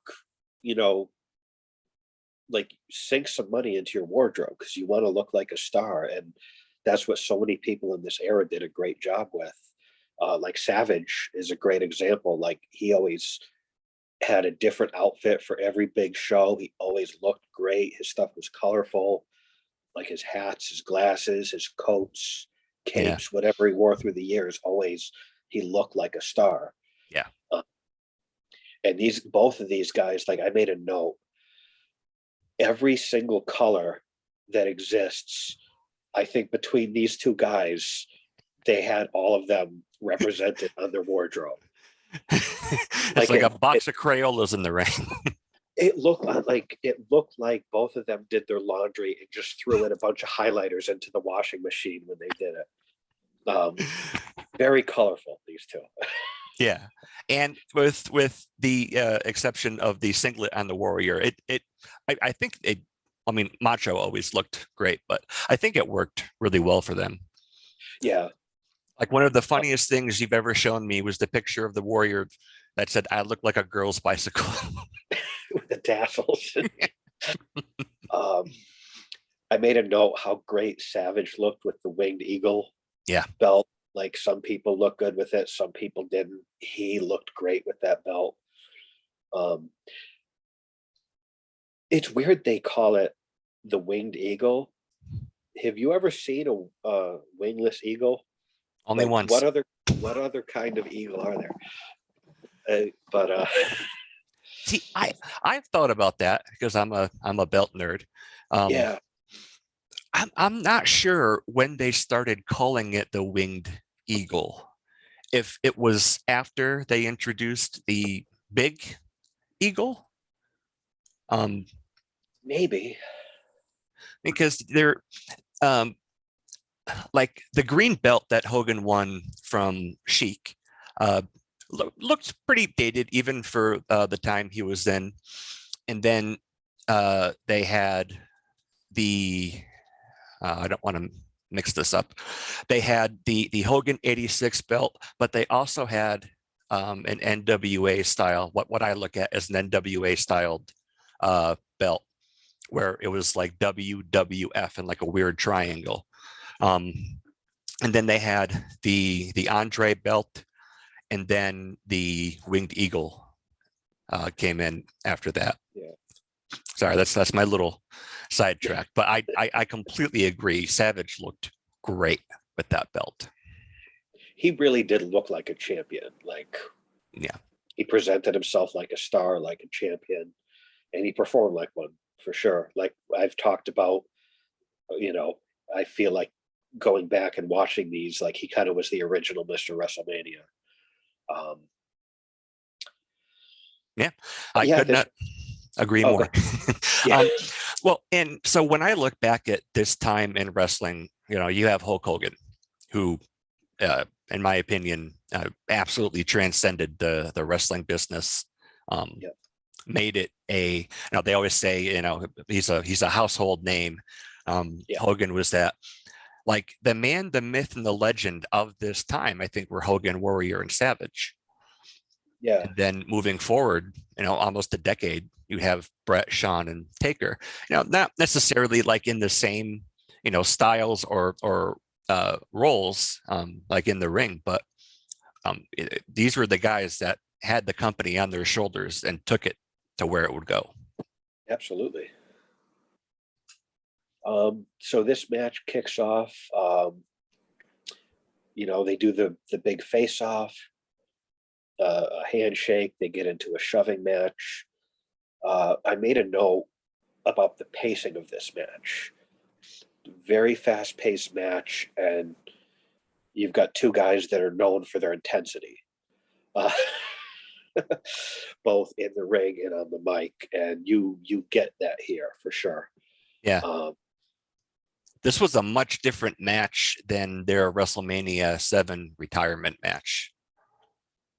this it's funny because I hadn't seen this match, this show in so long. And I didn't even remember that this match happened on this show. I just remembered Either. the main event. And I'm like, oh, Warrior and Savage again. This was better than I expected it to be and better than I remembered. I think I enjoyed this match more than their last one. Yeah. Um, Um, yeah, this was there were some moments I thought that, I don't want to say that it looked like Savage was trying to keep up with the Warrior, but just that it seemed like it had little bursts of intensity. yeah. Like it wasn't drawn out. It wasn't no, it wasn't boring. But again, the only other reference I have is their retirement match that I really was not a fan of. Well, I think that match was more about Liz coming back. Yeah. The match itself was sort of just a setup to get that moment between Liz and Randy reuniting. Whereas this, I thought the match itself was a better match. There wasn't a whole lot of like rest holds and stuff. They kept. I was impressed with that Warrior was able to keep this pace up for this long of a match because he's not known for that. Mm-hmm. I had to make a note about again the whole rumors about this is a different guy than the original Warrior because he had a tattoo by this point as well. Which again, the Warrior didn't have a tattoo before, so he had one on his arm. So there were a lot of things that made him look like a different dude. How did you feel about the like especially on commentary? It's like, where's Mr. Perfect? Who's he gonna come out with? And he doesn't come out with anybody. I was so sick of hearing about that by this point because they had been playing it up all night, and I was just really sick of hearing about, like, as much as I love Perfect, I was sick of hearing his name. But by this point, Yeah, and the only person we had seen earlier associated with him was Ric Flair, and it's like, where is Mr. Perfect? It's like he's in the locker room of the winner. Woo! yeah, that was a nice little, yeah, Yeah, and so we finally get here, and both guys come out. There is no Kurt Hennig, and then the match just kind of starts without their. It's almost like they just kind of forgot about it, and it's like, oh yeah, there's actually a match attached to this. yeah, because they talk so much about who sold out, who's gonna what corner is Perfect going to be in. That's like, oh yeah, there's going to be a match. But like I said, yeah, I like the pace of this. I really love one of my favorite spots whenever I watch a Savage match is when he grabs the head, jumps over the rope, and does that like throat snap across the top rope. I love that spot. Yeah. I never get sick of seeing that in the Savage match. I think even to this day, he's the only guy that I can watch do a double axe handle and make it work and, and make it seem like it was at least once a legitimate move. Well, because he did everything with such intensity. Like it looked like it hurts you when he does it. And he would do that like from the top rope to the outside, which again, in that era, people weren't going from the top rope to the outside very often. Yeah. Very few people even went up to the top rope in or outside of the ring. That was a kind of a rare thing back in this time. Yeah. But this, like, I like this. There wasn't really an advantage for either guy. It was kind of back and forth. And then Flair and Perfect do come out. They come out together. They look great together. Just that visual of those two guys with each other. They just both look like classy, like stars, like a force to be reckoned with. That pairing, it just looks good together visually. Yeah.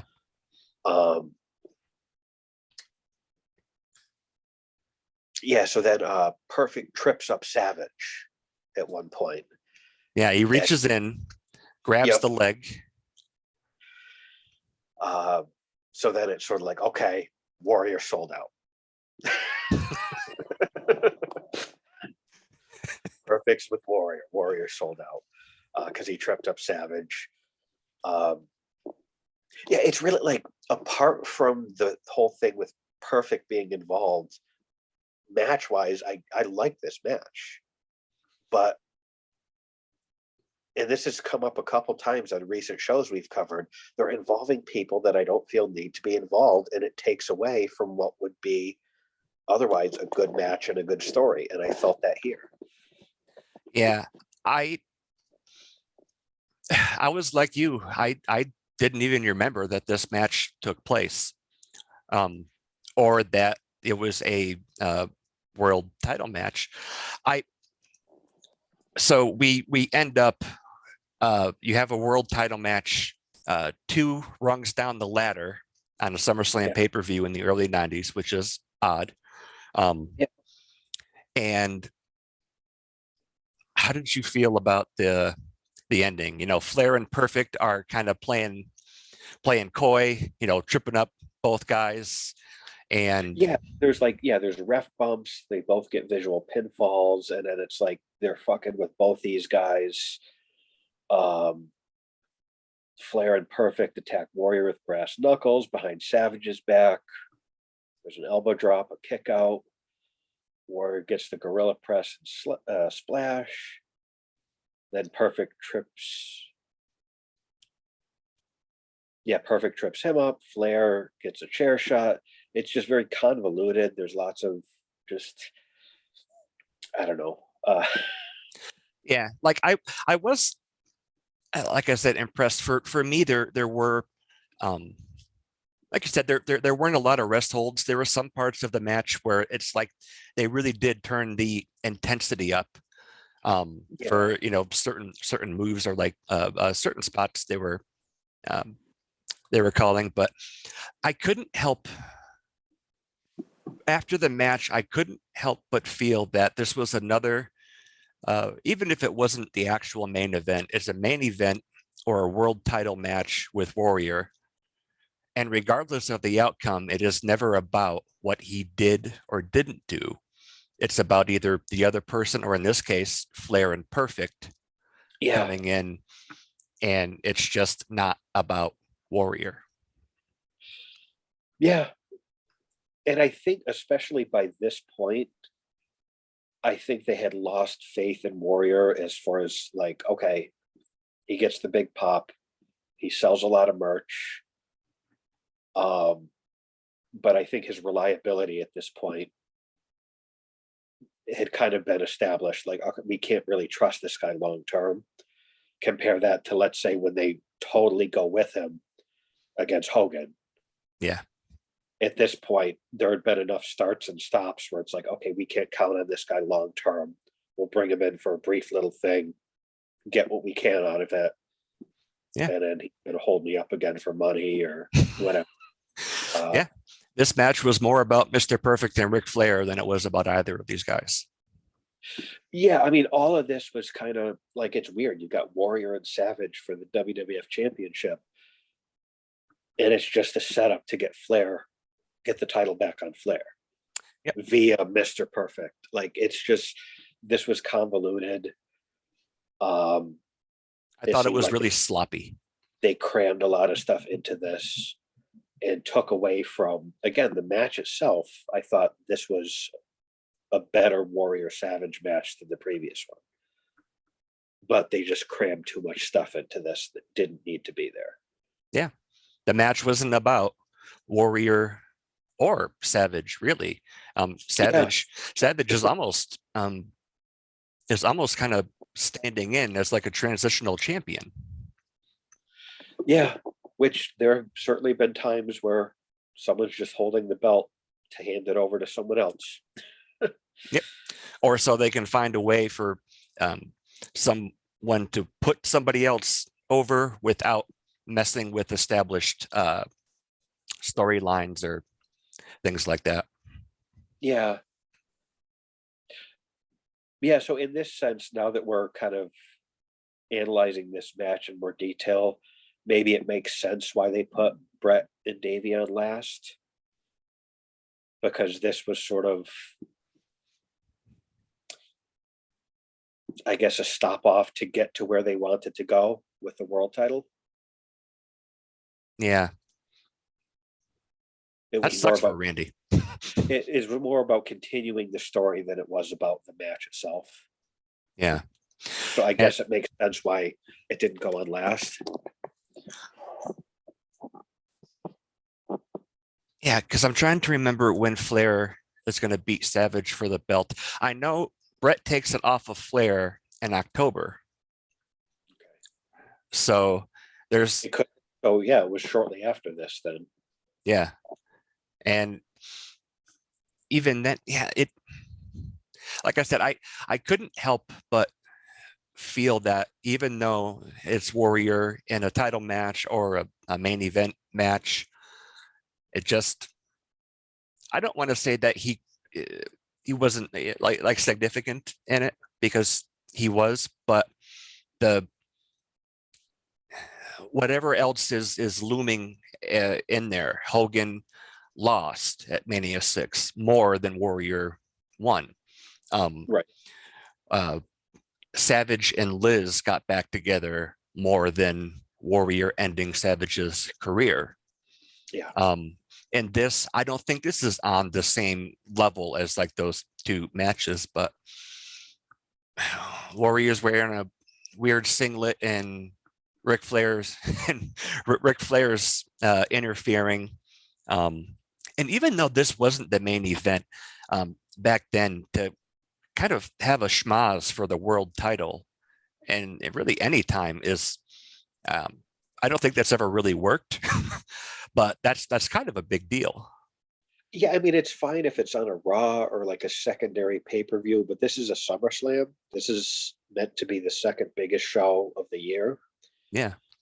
And you make a good point that a lot of Warriors moments are overshadowed by something else. In Warrior, it's sort of like, great, well done, but the spotlight is elsewhere. Yeah. So like, let's play this out. Say, well, even I don't think that they would put Savage over Warrior even at this point cleanly. Like, I can't remember a whole lot about what the storylines were like back then, but I don't think they would do that. And I also don't think Warrior would agree to drop the title to Flair ever. No. So no, because he doesn't have that kind of respect for arguably the most respected professional wrestler ever. Yep. I think you're right on the money with that. Yeah. And so if they do need to put the title back on Flair, like I'm just trying to see like what the reasoning would be. Like I think you're very right that with kind of a deeper examination of what's going on with this match, why Brett and Bulldog would go on last. There are a few things to consider, but to have a world title match between Savage and Warrior that really is this forgettable, I don't think, and shortly after this, Brett's going to become world champion. And even if he isn't really appreciated or recognized until his win at Mania 10, you've got, Hogan, Warrior, Savage, and Flair. And walking out of this year as the world champion, it's going to be Bret Hart. Yeah. Like, very strange time for the business. And do you think that maybe well, here, what do you think would be a bigger consideration for Vince at this point? He puts Bret and Bulldog on last, but he's also got kind of a weak world title scene at the moment, or maybe not weak, but not really clean or anything. Do you think that it says more about like Bret, Shawn, and Bulldog and where they are about them, or is it speaking less about Savage, Warrior, and Flair and what they're trying to accomplish? I think you've got to take I think all of it's a factor, because it's like Warrior's a draw, but he's not reliable. He's not dependable. Hogan's not in the picture. Flair's not going to stick around. Savage just kind of gets fucked because he is reliable. He is dependable. He can draw. But for some reason, I don't know why they're not really just going with him. I feel like he would have been a very sensible choice to be the guy that you could go with long term in this era, but they don't. Yeah, Flair's not going to stick around. The steroid thing's going on. And I think Bret, since he broke off as a single star and his runs with the IC title, proved the type of worker he could be. And I think he probably proved a lot on this night as far as his dependability and reliability, and the fact that Bret wasn't 6'6" and roided up and could deliver the way he could. I think Bret had a lot going for him, and a lot of the other guys at the top had a lot of things going against them, except Savage. Yeah. Again, Savage seemed like a very good choice to be the man here. But for whatever reason, they didn't do that. Because Savage was in great shape, but he wasn't built like the Warlord. Yeah. Yeah. He was on the smaller side, especially with his contemporaries, Hogan and Warrior. And so I don't really know why Savage kind of got fucked here. Because he seemed like the perfect choice to be the guy long term in this era, but whatever reason, I get why it wasn't Warrior. Hogan wasn't in the picture. Flair would leave soon, so I think a lot of things all kind of the stars aligned for Bret here. There was one thought I had. I took a look at this, and so WrestleMania 3, we both agree that Savage and Steamboat damn near stole the show. I don't think there was any other match besides Hogan and Andre that could have stood out as a world title match compared to the IC match. Then we have Bret comes into the IC title picture. He beats Perfect at SummerSlam, which is a world-class match in any era. Shawn breaks away from the Rockers very dramatically, and steroids are coming in. Hogan's in and out. Warrior is in and out. He had held up Vince the previous year. You have Flair, who I really don't think it's anything. It was just a different business back then, and for him to come in like he did, if he's not the world champion, I don't think there's anything else for him to do in the WWF. I look at, and we'll get to WrestleMania 10, but I had a thought while watching these last few events and recording this episode. You have the world title where Brett wins the world title at 10. There's the little confusion bit with like Luger, Yokozuna, and him, but he comes out on top. They come out and they carry him on his shoulders. It's like, he was anointed. You're at the that man. point. You're a made man. Yep. But you have an Intercontinental title ladder match that really steals the show.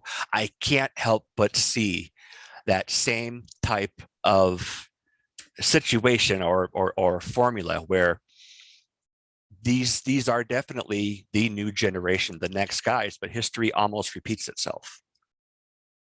Yeah. And then meanwhile, Brett and Owen put on a clinic right out of the gates of WrestleMania 10 that's largely forgotten. Yeah. Yep. I think Razor. Yeah. Yep. You have these guys in the IC title picture that are overshadowing what's going on with the world title picture. Yeah. And to I guess kind of put a bow on what I'm trying to articulate. What's going on, and the business and the world title picture right now is kind of on shaky ground, and it's those mid-card guys that are the ones who main event SummerSlam, who steal the show at WrestleMania 10 in a couple years. Yeah. Or have a hilarious match with Rick Martel and Sherry. Yes. These are the guys that are performing, and all of the guys in the world title picture, for the most part, don't have a lot. I imagine in politics, like locker room politics has a lot to do with it, but can't really get their shit together for the scene that they're in, and to continue being a draw and be a dependable leader. Well, I feel like this is almost kind of like the dawning of the new generation era. This is kind of, you're starting to see kind of the changing of the guards, where guys like Brett and Sean, to a lesser extent, it's sort of like, we're going with the performers. We're going with the best performers. Whereas like the marquee guys that look great on posters maybe aren't delivering the same way. And I think the steroid thing has a lot to do with that as well. But I think we're starting to see kind of the changing of the guard here. Yeah. So we have a schmoz ending because of Flair and Perfect and their interference. So I did like Savage went up for an elbow on Warrior, and he dives outside of the ring on Flair and fucks up his leg, and then he sells the shit out of his leg. I thought that was nice. Yeah. The count out. Flair and Perfect beat up Savage. Warrior chases Flair off, and then Warrior helps Savage up to his feet, hands him the belt. A rare show of respect from Warrior. Yeah. Yeah. I thought that was kind of fitting, because you also had I know at least Perfect, I can't remember if Flair, but they're twisting up Savage's leg and really kind of working on it, and like you said, he sold the hell out of it. And I guess the figure 4 put on him on the outside. Yeah, setting that up because Flair is going to beat him very shortly. And so this is kind of laying the groundwork for putting Flair over without totally, zapping Randy of his in-ring credibility. Yeah. So, I mean, they get to where they want to get to eventually. Yeah. Yeah. And I've been kind of all over the place, just trying to connect lines from here to where we're going to be going. But Yeah. it, again, I think the biggest talking point for this whole event is the main event. Yeah. And so I think taking a good hard look at the world title picture, the world title champion, and the match, it's kind of hard not to, I don't know, for me at least, to want to dissect that and do like a forensic analysis as to why we're at where we're at and how that's going to get us to where we're going later on. Yeah, because this is kind of a very interesting and kind of a transitional period within the company. Yeah. All right. So like you said, Warrior helps Savage up, gives him the title. They're both still really over. Title doesn't change hands. Yep. And then we have, what was going on backstage? Mean Gene interviews Flair and Perfect backstage, and they just basically get the point across that Flair's coming at Savage. He's going after the title. All that talk about Perfect, and Flair's the one doing it. It's like, yeah, I would have loved to have seen the belt go on Perfect ever. How good would a Perfect Savage title match have been, huh? That would be incredible. That'd be phenomenal. Yeah. Yeah. I would have loved to see that. Yeah, because you have two guys who are absolutely believable world champions that can work the hell out of a match together. Yeah. No, that would have been, I feel kind of pissed we were robbed of that, because I would have liked to see that. Yep. Can I take a quick time out here? Yes. Okay. All right. So up next, Howard Finkel announces Harvey Whippleman. Harvey Whippleman announces Kamala along with Kim Chi, which made me hungry when they announced Kim Chi. Who was the Brooklyn Brawler? Okay, I didn't know his identity. I didn't know that. Huh. Kamala came out. I thought it was Akeem, because someone from the deepest, darkest Africa, I think of a large white man, like Akeem. Yeah. No, this one looks more like the part and is a terribly stereotyped kind of prejudice. I don't know. Yeah. Undertaker comes out with Paul Bearer, the cool hearse entrance, and Taker's riding the back of the hearse. Yeah. Just like 9 feet above the entire crowd. Like it was just a cool entrance. I know I mentioned it before, but I like that original Undertaker music. Yeah. Where it was more stripped down and it sounded like a funeral dirge. It wasn't like the big symphonic presentation. Yeah. I think it worked for this era. Absolutely. The match itself just very vintage Undertaker, as Jim Ross would say. Yeah. Like I kind of like going back and watching this kind of the early Taker when he just like very slowly stalked his prey and moved very slowly. He did a lot less. He was able to do more with less. Yeah, which I know he talks about on the Broken Skull sessions, how that was very hard for him as a young athletic big man. Yeah. To not do what he could do. He'd show it off years later. Yes, he would. At one point, he gets Kamala up for the tombstone. Kim Chi interferes. Again, I'm getting hungry. I want some kimchi. Kamala attacks Taker.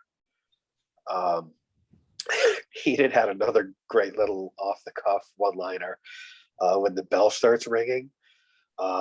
Heenan's like, Kamala thinks that's the dinner bell.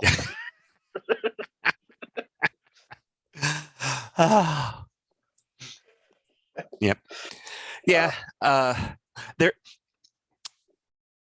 the one of the things that stuck out for me for better or worse with Harvey Whippleman, because he would be on like I found a taping of superstars, WWF superstars from '92, and he's walking to the ring. I can't remember who he was with, but he's smoking a cigar inside, like at ringside. And that Okay. I just forget that back around here you could smoke anywhere you want. Yeah. No one, still a smoking and non-smoking section uh, Yeah. everywhere. And so, yeah, that was just kind of neat for me. Yeah, I like there was like the smoking section where it's just sort of like, yeah, it's just 10 feet that way. There's no barricade, just the whole restaurant's full of smoke, but Yep. they have the section 10 feet that way. Like different time. Different time indeed. Yeah, so they kind of throw out the match. Kamala hits a bunch of big splashes on Taker. They look nice, the big splashes. Taker does his setting up. Kamala bails out. Taker stalks him down the aisleway. This is definitely what I call the palate cleanser match. Sure is. Little shifting of gears between what we just saw and what we're about to see. Yeah. Give people a chance to go to the bathroom and yeah. Yeah. I mean, I think there's a novelty for being able to watch Taker this early on in his career. Yeah. But I mean, you see that about like looking at people in 92 and knowing what they're going to be. Yeah, who would have guessed with Taker? You know, Mean Mark Callis. he'd be the last man standing. Yeah. Yep. I think in a lot of ways, Taker became the Andre the Giant of his generation. Like I know that there are definitely parallels with Andre and Big Show, obviously, but I think in like career, from everything I understand, locker room presence, Yeah. Taker will become the locker room leader, same way Andre was. Yeah. And probably the most universally respected guy. If you hear any wrestlers talk about him, never hear a bad word about him ever. No, not at all. Yeah, this was kind of a throwaway match for me. Yeah, and I think it was meant to be. Yep. From there, Sean Mooney is backstage interviewing Davey Boy Smith. He kind of talks about the whole family dynamic with, him and Brett are brother-in-laws. Diana's in the crowd. Kind of just adds, it makes the match feel important. He talks about, being in England. And one thing he talks about, their brother-in-laws or whatever, but he said, we get in the ring. I never met you, Brett, and I don't know you. Which I thought was kind of nice. Yeah. Mean Jane interviews the Hitman. Brett looks great with the IC title. It just looks right. And Brett talks about how he's offended at the whole never met you, don't know you thing. He was like, I helped you get here. I introduced you to Diana. Yeah. I thought that was nice. And Brett was always really good at bringing in elements of his real life into storylines very effectively. Yeah. Yeah. And they, what did you think of Diana when they kind of interviewed her and she was talking about the rift in the family over this? I mean, she's not a performer, and it went a little long, but I think she got across, like she was concerned for both of them. She didn't want either of them to come out of this hurt or that it would destroy the family. I like that she mentioned she's not even concerned about who wins. Yeah. And she had a nice little line about like the wives being in the front lines in battle. I thought that was kind of cool. And she's very easy on the eyes. So She was a beautiful, beautiful woman. yeah. But it did go a little long, and she's not a performer, so it went. I think they had to cut her off because the music hit. And they had to start the match. But Yeah. she got what she needed to get across, even if it went a little long and wasn't very polished. Yeah. From what I understand, this was the first time that the Hart family was brought in on a match or a storyline as part of the big build up for it. Like Stu and Helen were there when Brett beat Perfect. Yep. And they've I don't think back around then, but they would later on go to kind of acknowledge what Stampede Wrestling was way back in the day. Yeah.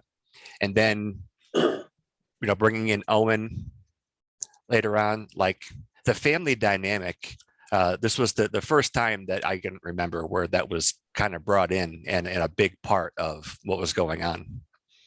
Yeah, and that goes back to Brett was very good at bringing reality into his matches as part of the storyline and making it seem more important. Yeah. And they certainly did that very well here. Yeah. Getting Diana involved and real life brothers-in-law. Yeah. I just like when Brett's I helped you get here and I introduced you to my sister. It was just a nice touch. Yeah. Yeah. That really gives the match an added level of heat, I think. Yeah. Prior to the match, they have a bagpipe band. Heenan again. They start playing, and Heenan. I always hated hard rock.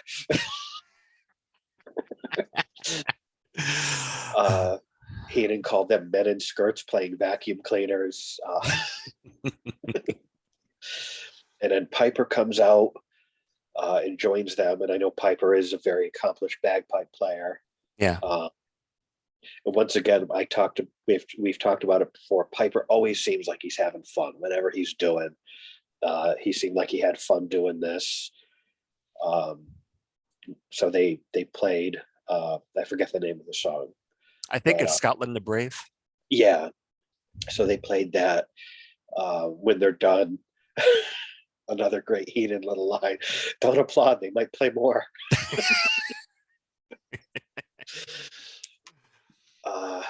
He's a treasure too. Yeah. Oh God.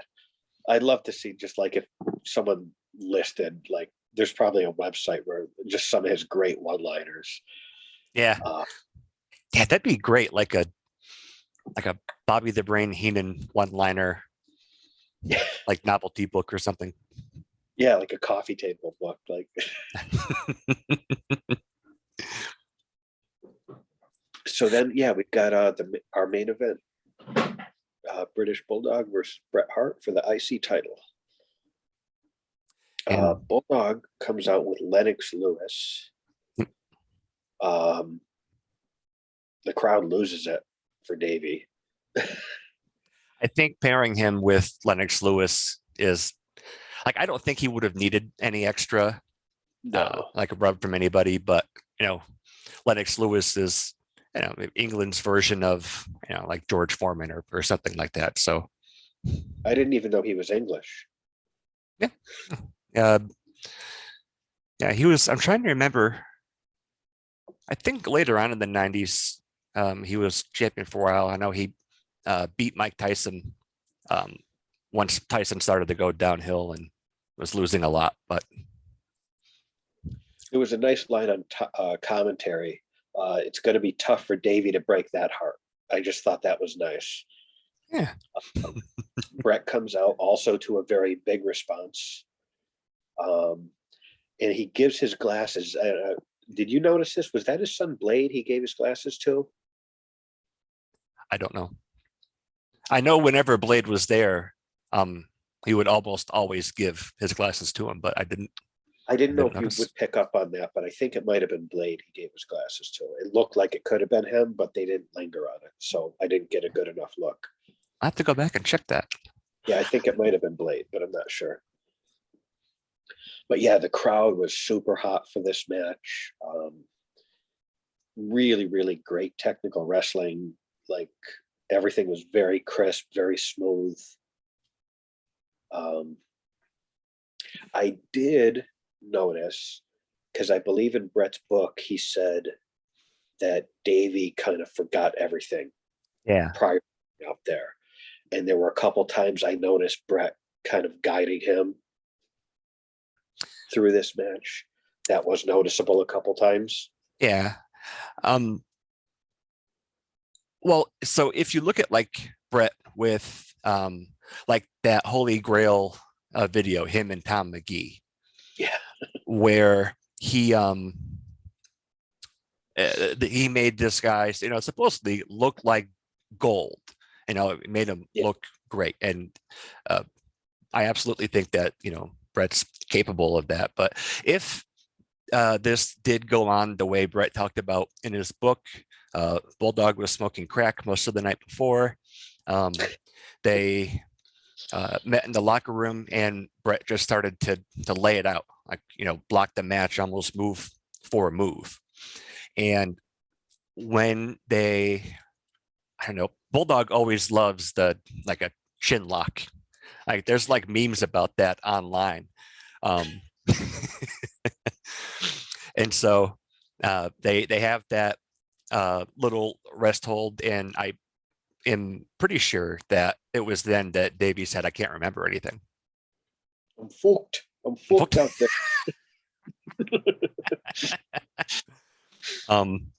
But if I don't know, Brett's usually pretty consistent in like the stories he's told, and I imagine every guy in the business probably embellishes things, but Brett's always been really consistent about this. That Bulldog was high as hell, and so if Brett Not was like walking, biggest match of his life or anything. I don't. Yeah, I think this is the crowning moment of his career, personally. Yeah, absolutely. Yeah. But if it is the case, this again makes me think of that Tom McGee match where even in a situation like that, Brett is very capable of walking somebody through a match and making them look like $1 million. Yeah. There was at one point, I don't even know, you call it maybe like a reverse bulldog or something, like outside of the ring. Yeah. That was really ugly. That Yeah. did not look good. Yeah, there were a couple moments like that where I think they either got a little confused or tripped up, but it wasn't anything major for me. Well, I mean, it not like when I say ugly, like it looked like, okay, is he getting up from this? Like it looked like is someone ended up in a wheelchair tonight? Like because like his head snapped backwards. And it's like that's like nowadays you see a lot of people do like reverse hurricane runners. Yeah. Where instead of the person going forward, they go backward. And that every time I see that, it makes me wince because it's like that looks like it's so easy to cripple yourself doing that move. Yep. To be taking that move. Yeah. Where they like land in a sitting position, right? No, someone will like jump up from like behind someone, wrap their legs around them, and flip them backward in a hurricane run position. Yeah. And every time I see it, it looks like such a dangerous move. And it happens often enough that I guess it's safe, but I get worried every time I see it because it looks like so easy to end up paralyzed taking that move. Yeah.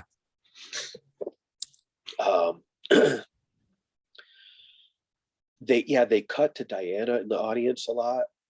She does a good job just looking very concerned for her brother and her husband.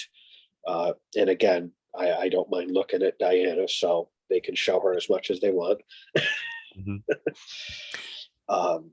What did you uh see the uh frog splash that Bulldog went for? Yeah. Yeah, I remember thinking like, why? And Brett, I mean, it was obvious he wasn't going to land because Brett was very far away. But that was one thing that stuck out to me as being pretty ugly. Yeah.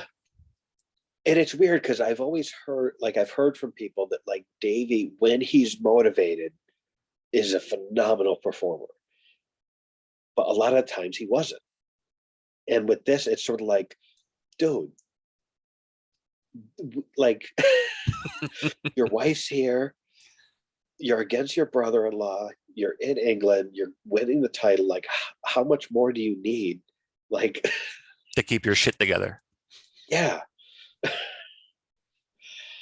Because this, it's like, from everything I've heard, this was just, you know, Brett could have had this match with a broomstick, basically.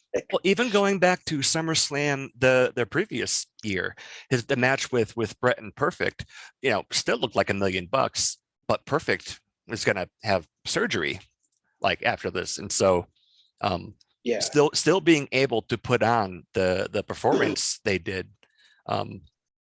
And I mean, I don't want to say that like Brett was making up for anything, but being able to work with somebody in that state and still put on a match like that is pretty impressive.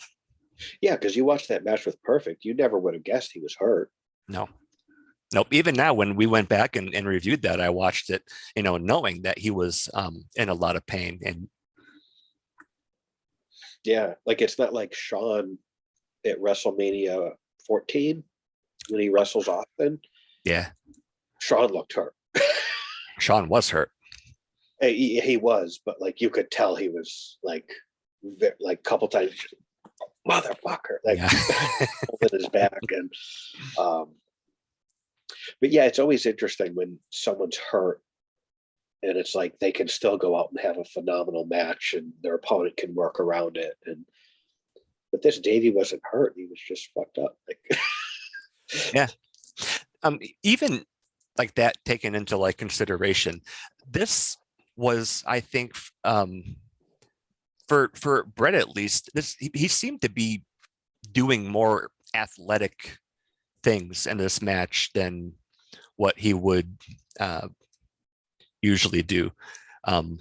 Like, going over the top rope, and yeah, slamming Bulldog down. He didn't do a lot of that stuff really, but like even some of the like standing drop kicks and stuff, it's obviously something that he's very capable of, but he seemed like, it just seemed that the match really was on like a higher level. I thought that they both did really well in that. well, I mean, we talk about like Brett's reputation as a guy who takes himself very seriously, and I feel like he had a lot to prove in this match. And I think, all right, it's SummerSlam. Look at the size of this crowd. He's going on last. I don't think he took that lightly. I think he really wanted to go out and steal the show. And again, this was a point in his career where he was still on the ascent. Yeah. And a match like this, if it goes well, could shoot him into the stratosphere. And that's exactly what happened. Yeah. So I think he took this match very seriously and pulled out all the stops. Yeah. He showed up, and everybody kind of looks at it as the kind of the crowning point for Bulldog, but like we've been talking about throughout this episode, there's so many unusual factors, like the IC title going on in the main event, and Yeah. We've talked a lot about why that is, but even though he dropped the title to Bulldog, this match was probably more important for Brett than it was for Davey. Well, in my notes, I put like, this is like how to get over and defeat 101. Like, where it's like, not only was this the biggest moment in Davy's career, but this catapulted Brett into the main event. Like this, like if there's a ladder to success, you could see Brett climbing, and he was the guy who lost, and Brett, that works both ways. Like you look at, like years later, that submission match against Austin lost. And that was the best thing that could have happened to Austin. So like Brett can do that both ways, And I think that's probably a big part of, if they are going to put the world title on him, which they are, and literally just like a month after this, you have to be able to go out there and put on these matches, regardless who you're facing. And so I think, like you said, this kind of shot Brett up to that picture, because he did. Both guys ended up so much better off after this match, which is rare, but like when it can be done, it's really nice to see. Yeah. With all the different moving parts for this event, I don't think it could have been any better for either of them. No, it was a phenomenal match. Like, I love watching like Brett's tenacity, because Brett's typically the smaller guy in a Bret Hart match. Mm-hmm. Usually people are taller, they're stronger, they outweigh him by a lot, and just his tenacity. It's like a pit bull with lockjaw. Like he just stays on you. And the fact that his offense looks so damn good, it's believable. And the excellence of execution. Yeah. There's a spot I liked where Bulldog had Brett up in a press slam and dropped him, like crotched him on the top rope, which I believe Brett said was actually very, very painful for him. I believe he said it felt like it broke him in two. And even Heenan made a note, looks like Diana has a new sister.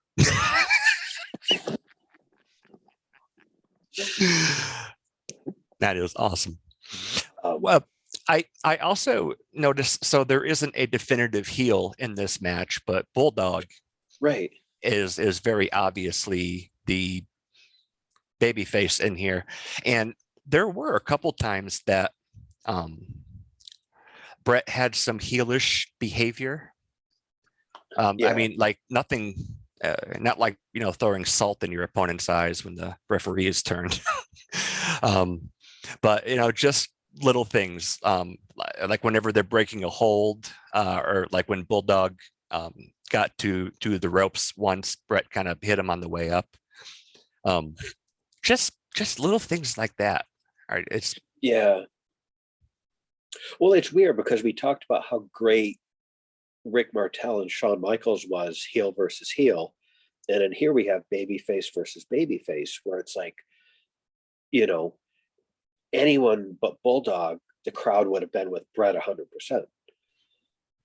But it's Bulldog, so they're going to go with him a little more. But Brett was definitely a babyface here. So it's weird that we have a very successful heel versus heel match on the same show as a very successful babyface versus babyface match. Yeah. And I think that's very fitting for both Shawn and Brett, no matter where they are on the card or what they're doing. Just like you really are hard pressed to find a bad match that either of them are in. Yeah. But there's a lot of really great wrestling here. Bulldog hits a running power slam, Brett kicks out, so that's big. Yeah. Really nice superplex. They do a double clothesline, which if you do that at the right time, the right way, it's so effective. We're just sort of like, we're even. Like we've been fighting like cats and dogs, and then it's like no one has the advantage.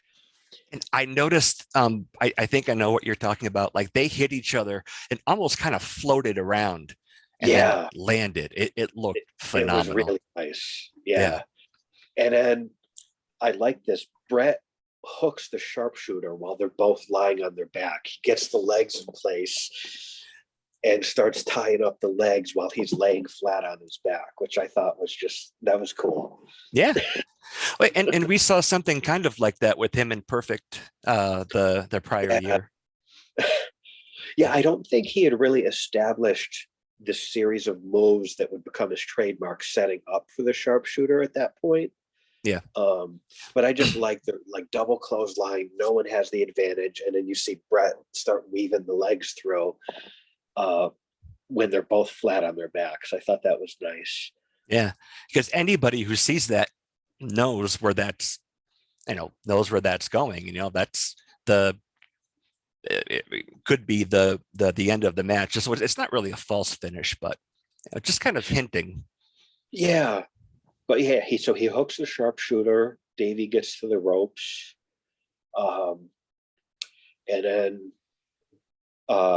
sunset flip, drops down, hooks the legs down into a pin. I kind of like that when you get that pin out of nowhere. Like, it doesn't always have to be someone winning with their finish. Yeah. Like when sometimes it's something you don't see coming out of nowhere like that. And Brett's had a couple matches like that. Diesel at Survivor Series in a Yeah, few years from here, and Austin at Survivor Series '96, and that was a throwback to his match with Piper. Yep. And my favorite line from that whole bit, they said Bret Hart just taught Steve Austin a wrestling move or something like that. Yeah. Yeah, I like stuff like that too. Like, you don't always need to be, have one foot on your opponent's chest with your hands in the air to have an effective finish. Yeah. And I like it because it's just like out of nowhere, you don't see it coming, and it's like, oh, we got it. Like, he just surprised them with it. Like, yeah, that's nice sometimes. Yeah. Well, even like there was one point I think Bulldog was coming in the ring, or Brett ran him up and did a really nice back suplex and had like a really good arch. Yeah. Like I said, most of the match just seemed to be more. I don't know if more athletic is the way to put it, but everything seemed just really tight and really intense. A lot of really just good, solid wrestling, but athletic, like you said. Absolutely. Yeah. So Bulldog gets the pin. Diana heads towards the ring, and I like Bulldog goes to extend his hand out to Brett, and Brett kind of teases leaving. Like, he walks over to the ropes like he's going to leave, and it's sort of like, is he going to be a gentleman here? Is he going to be sportsmanlike? Is he going to fuck him? Like, yeah, and with Diana in the ring right there, there's the family tension. Yeah, and it's nice. Diana's crying. There's like hugs. He goes for the handshake, goes in for the hug instead. Hugs all around. Diana's crying. Everyone's got their arms raised. Fireworks are going off. Just very well done. Yep. And good field moment. Yeah, and like you said, both guys ended up for the better because of this. Yeah, and it's funny because it's like, it's the biggest moment of Davy's career, and he has that moment in England with his wife there with him. But I think Brett benefits most from this match. Yep. And I know because he did say in his book that, from the outside looking in, it's Bulldog's moment, and it was. But Brett showed that he could go on last.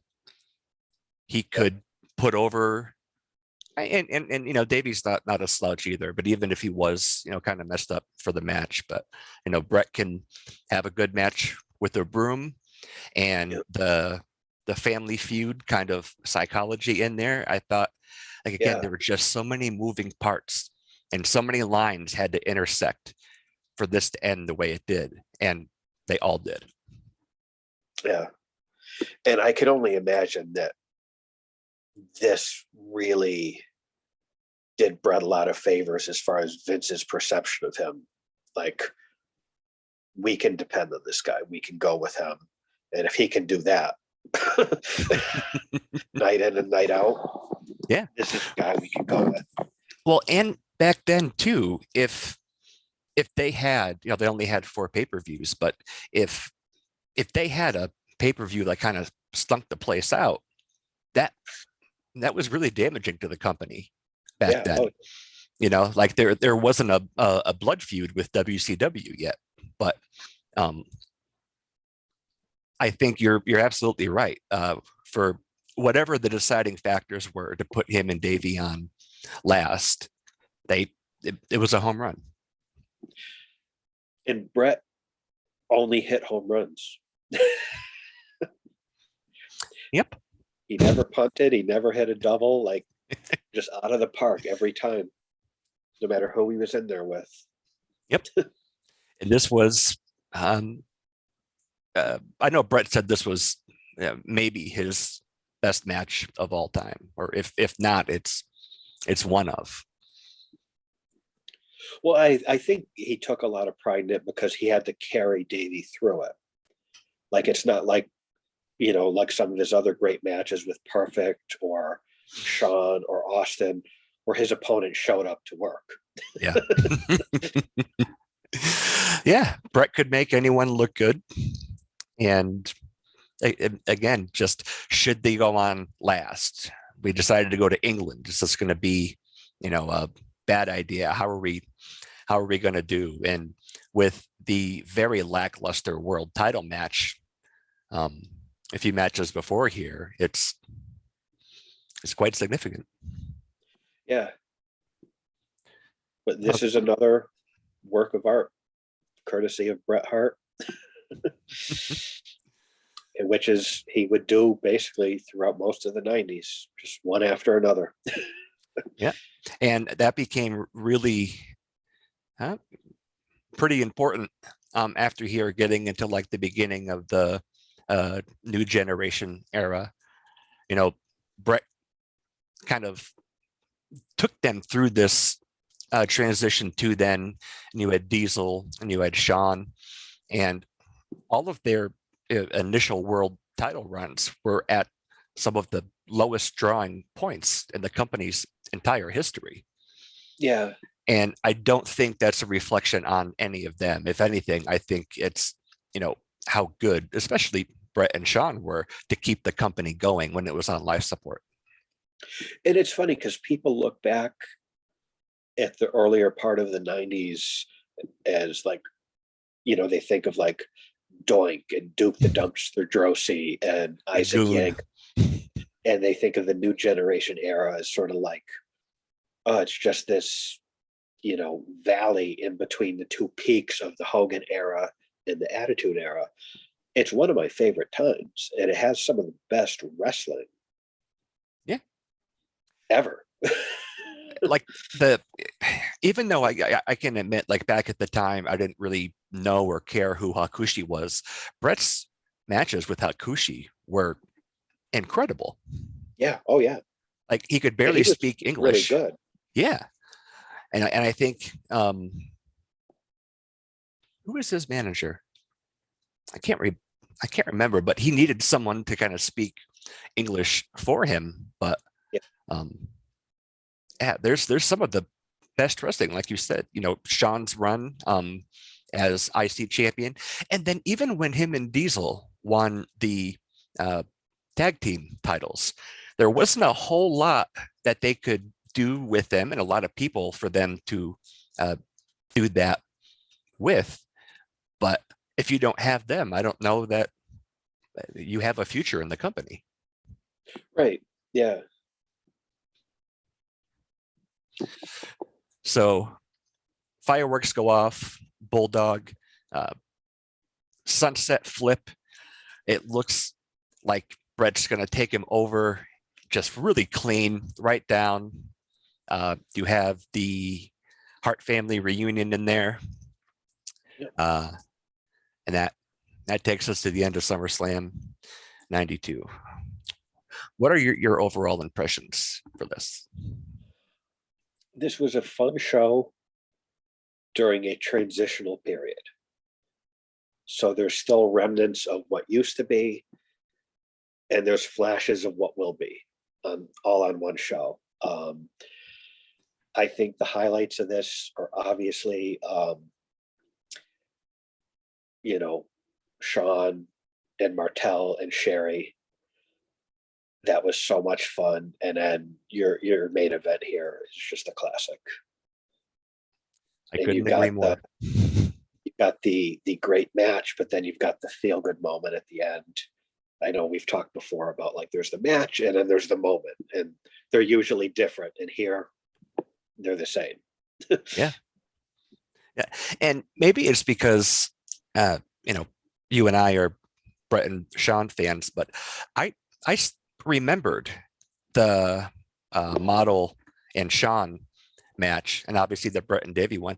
I had completely forgotten about who Mr. Perfect was going to be with in their corner, and Yeah. the match itself. That's. Do you think that I know I was talking about this quite a bit earlier, but do you think that is, as a transitional period, that it's a good example of what's wrong at the top and what's great in the middle? Yeah, absolutely. Yeah, it's a weird time, and a lot of the people on the top, it's like, is he here? Is he not here? Is he going to stick around?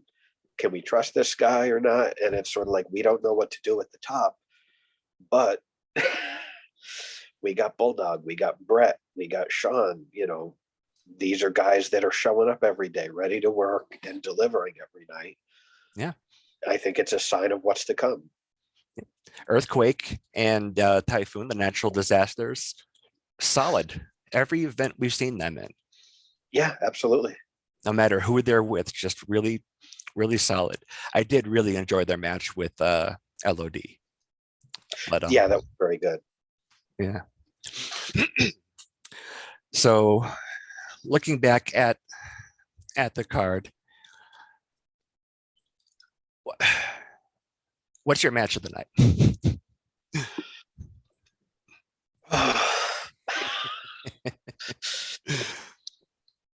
I can't not say Bulldog and Brett, but it's really hard not to say Sean and Rick Martel. It's really hard not to say that. But I got to go with Brett and Bulldog. Yeah. Yeah, and as intense and very satisfying to watch. I was the same way as you. I could not stop smiling during the Sean Martel match. There were great matches with very different presentation that were entertaining for very different reasons. But yeah, those two matches just made the show for sure. Yeah. Like, I don't think there were any stinkers out of the matches, but really everything outside of those two, even the world title match for me, were okay or forgettable. Yeah, and I think that's just because there was a lot of confusion around the direction of the company around the world title. But I know we kind of talk at the end of all these shows about like, where does this go? And they did set that up. We're going with Flair and Savage. And even though Brett lost, Brett climbed up the last couple rungs of the ladder and he's at the top ready to go. So we have Randy Savage, who won the title from Flair at WrestleMania 8, retain against Warrior. September 1st, Flair on an episode of Primetime Wrestling it was September 1st, but it was aired September 14th. I know it was different back then and there wasn't the internet. Yeah. But yeah, Flair's going to take the title. We get spoiled by everything being live now. Like, yeah. Flair takes the world title from Savage, and about a month later, Brett's going to win his first world title down there around Saskatoon.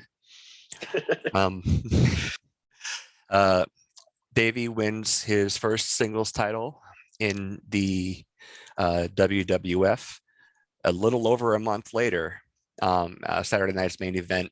Sean's going to take that from him, and there was it was delayed about 2 weeks for television as well, and so this really does set up the very key moments, like in both Brett and Sean's singles career.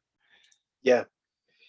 And it's weird, like we talked about, like their careers kind of run parallel, both coming in as part of a successful tag team, having a good run with that, both breaking off and being the stars of that team, going singles. And, you know, we kind of see, you know, this is where Brett becomes a bona fide main eventer, and Sean wins his first singles title shortly after this. And it's always like Brett got a little bit of a head start, but Sean's right there. So it's, you know, Yeah. But they're running parallel. They're going to the same place. And these are, it's interesting how, you know, the two standout matches of this show are the two guys that are going to lead the company throughout most of the 90s. Yep. Yeah, they I think this event really kind of might be the period at the end of an era in the WWF. Yeah. We're not going to see Hogan, Savage, or Warrior. Hogan is going to win the world title in one of the worst finishes in WrestleMania history. Yeah. Which was done, from everything that I've read and everyone I've heard talk about it, say that that was because they were doing a European tour and they thought Hogan would just be a better draw just for this tour. Yeah, like they knew he wasn't going to be sticking around long term, and it's like, let's give him one last one, which probably one too many. Yep. I think the business was changing enough that, you know, Hogan was starting to get a little stale. Yeah. They weren't totally ready to pull the trigger on Brett, and Hogan had a proven track record, so let's give him one more shot. Yeah. Probably not Brett's favorite night that night. No. And I know Brett had said, you know, going forward throughout the next couple of years that, especially after Mania 9, there was talks of Hogan putting Brett over, and that wouldn't happen. I don't think that works for me, brother. I don't. Like we talked about earlier with Warrior and Flair, it's like you want to go with Flair, you know, to Warrior, the best wrestler is the biggest, tannest, strongest one. Doesn't have any respect for Flair. Savage will do business though. Yeah. Randy is dependable. Yeah. He's a, I mean, really solid performer, but he's dependable. He will show up and not hold you up. Yeah. And again, I really like your viewpoint that he's probably the original Mr. WrestleMania. And it took going back and watching these now through fresh eyes to see it from that point of view. But yeah, I think he was. Yeah. And not be for long. No. Well, and so and even to put the world title on him, you had to get Hogan and Andre out of the picture. Yeah. Because he can't go over anyone like that, or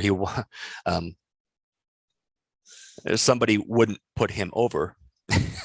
And so, you know, he wins the, you know, he just, you know, he steals the show at 3 with Steamboat. A year later, he wins the tournament, and then the following year, the mega powers collide. Yeah. Just imagine, as iconic as Savage is, if Hogan wasn't in the picture, imagine how much bigger he would have been. Like, he accomplished as much as he did during the Hogan era and became a household name, and he's one of the most talked about, well-known professional wrestlers of all time, and he did that in the shadow of Hulk. That's pretty crazy. That is, I've never really thought about that, but yeah, in the prime of Hulkamania, he was able to carve all that out for himself. Yeah, it's impressive. It is. All right. So our next event is King of the Ring 1993, where we will see the end of Hulkamania, at least as it's been known for quite a long time in the WWF. Another big night for Brett. And after that, we have WrestleMania 10. And then we will have run through our preliminary list to get us to the long run of both Brett and Sean's careers that we can kind of go through on a more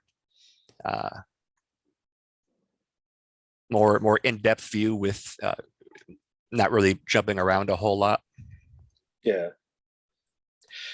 King of the Ring is going to be interesting. I know one thing that happens on King of the Ring 93, so everything else is going to be a surprise to me. Well, I don't know what time I watched that show was, but yeah, one thing happens. Well, and if Brett needed another event to kind of showcase, he has Perfect, Bigelow, and I just forgot who else. Razor. Right? Razor. Yeah, 3 completely different matches. Yeah.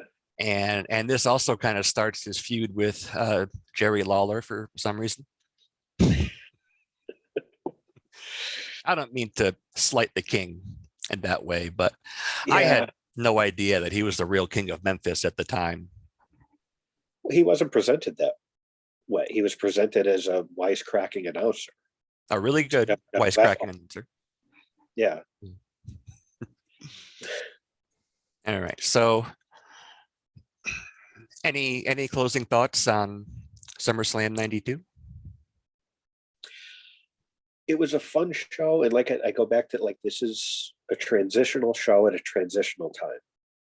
And I think they're still hanging on to some stuff from the past, and the seeds are planted for things to come. And so I think that makes this interesting for that reason. And there's 2 standout matches. So Yep. And it won't be the last time that those 2 men will have a standout match on really other future events. Absolutely not.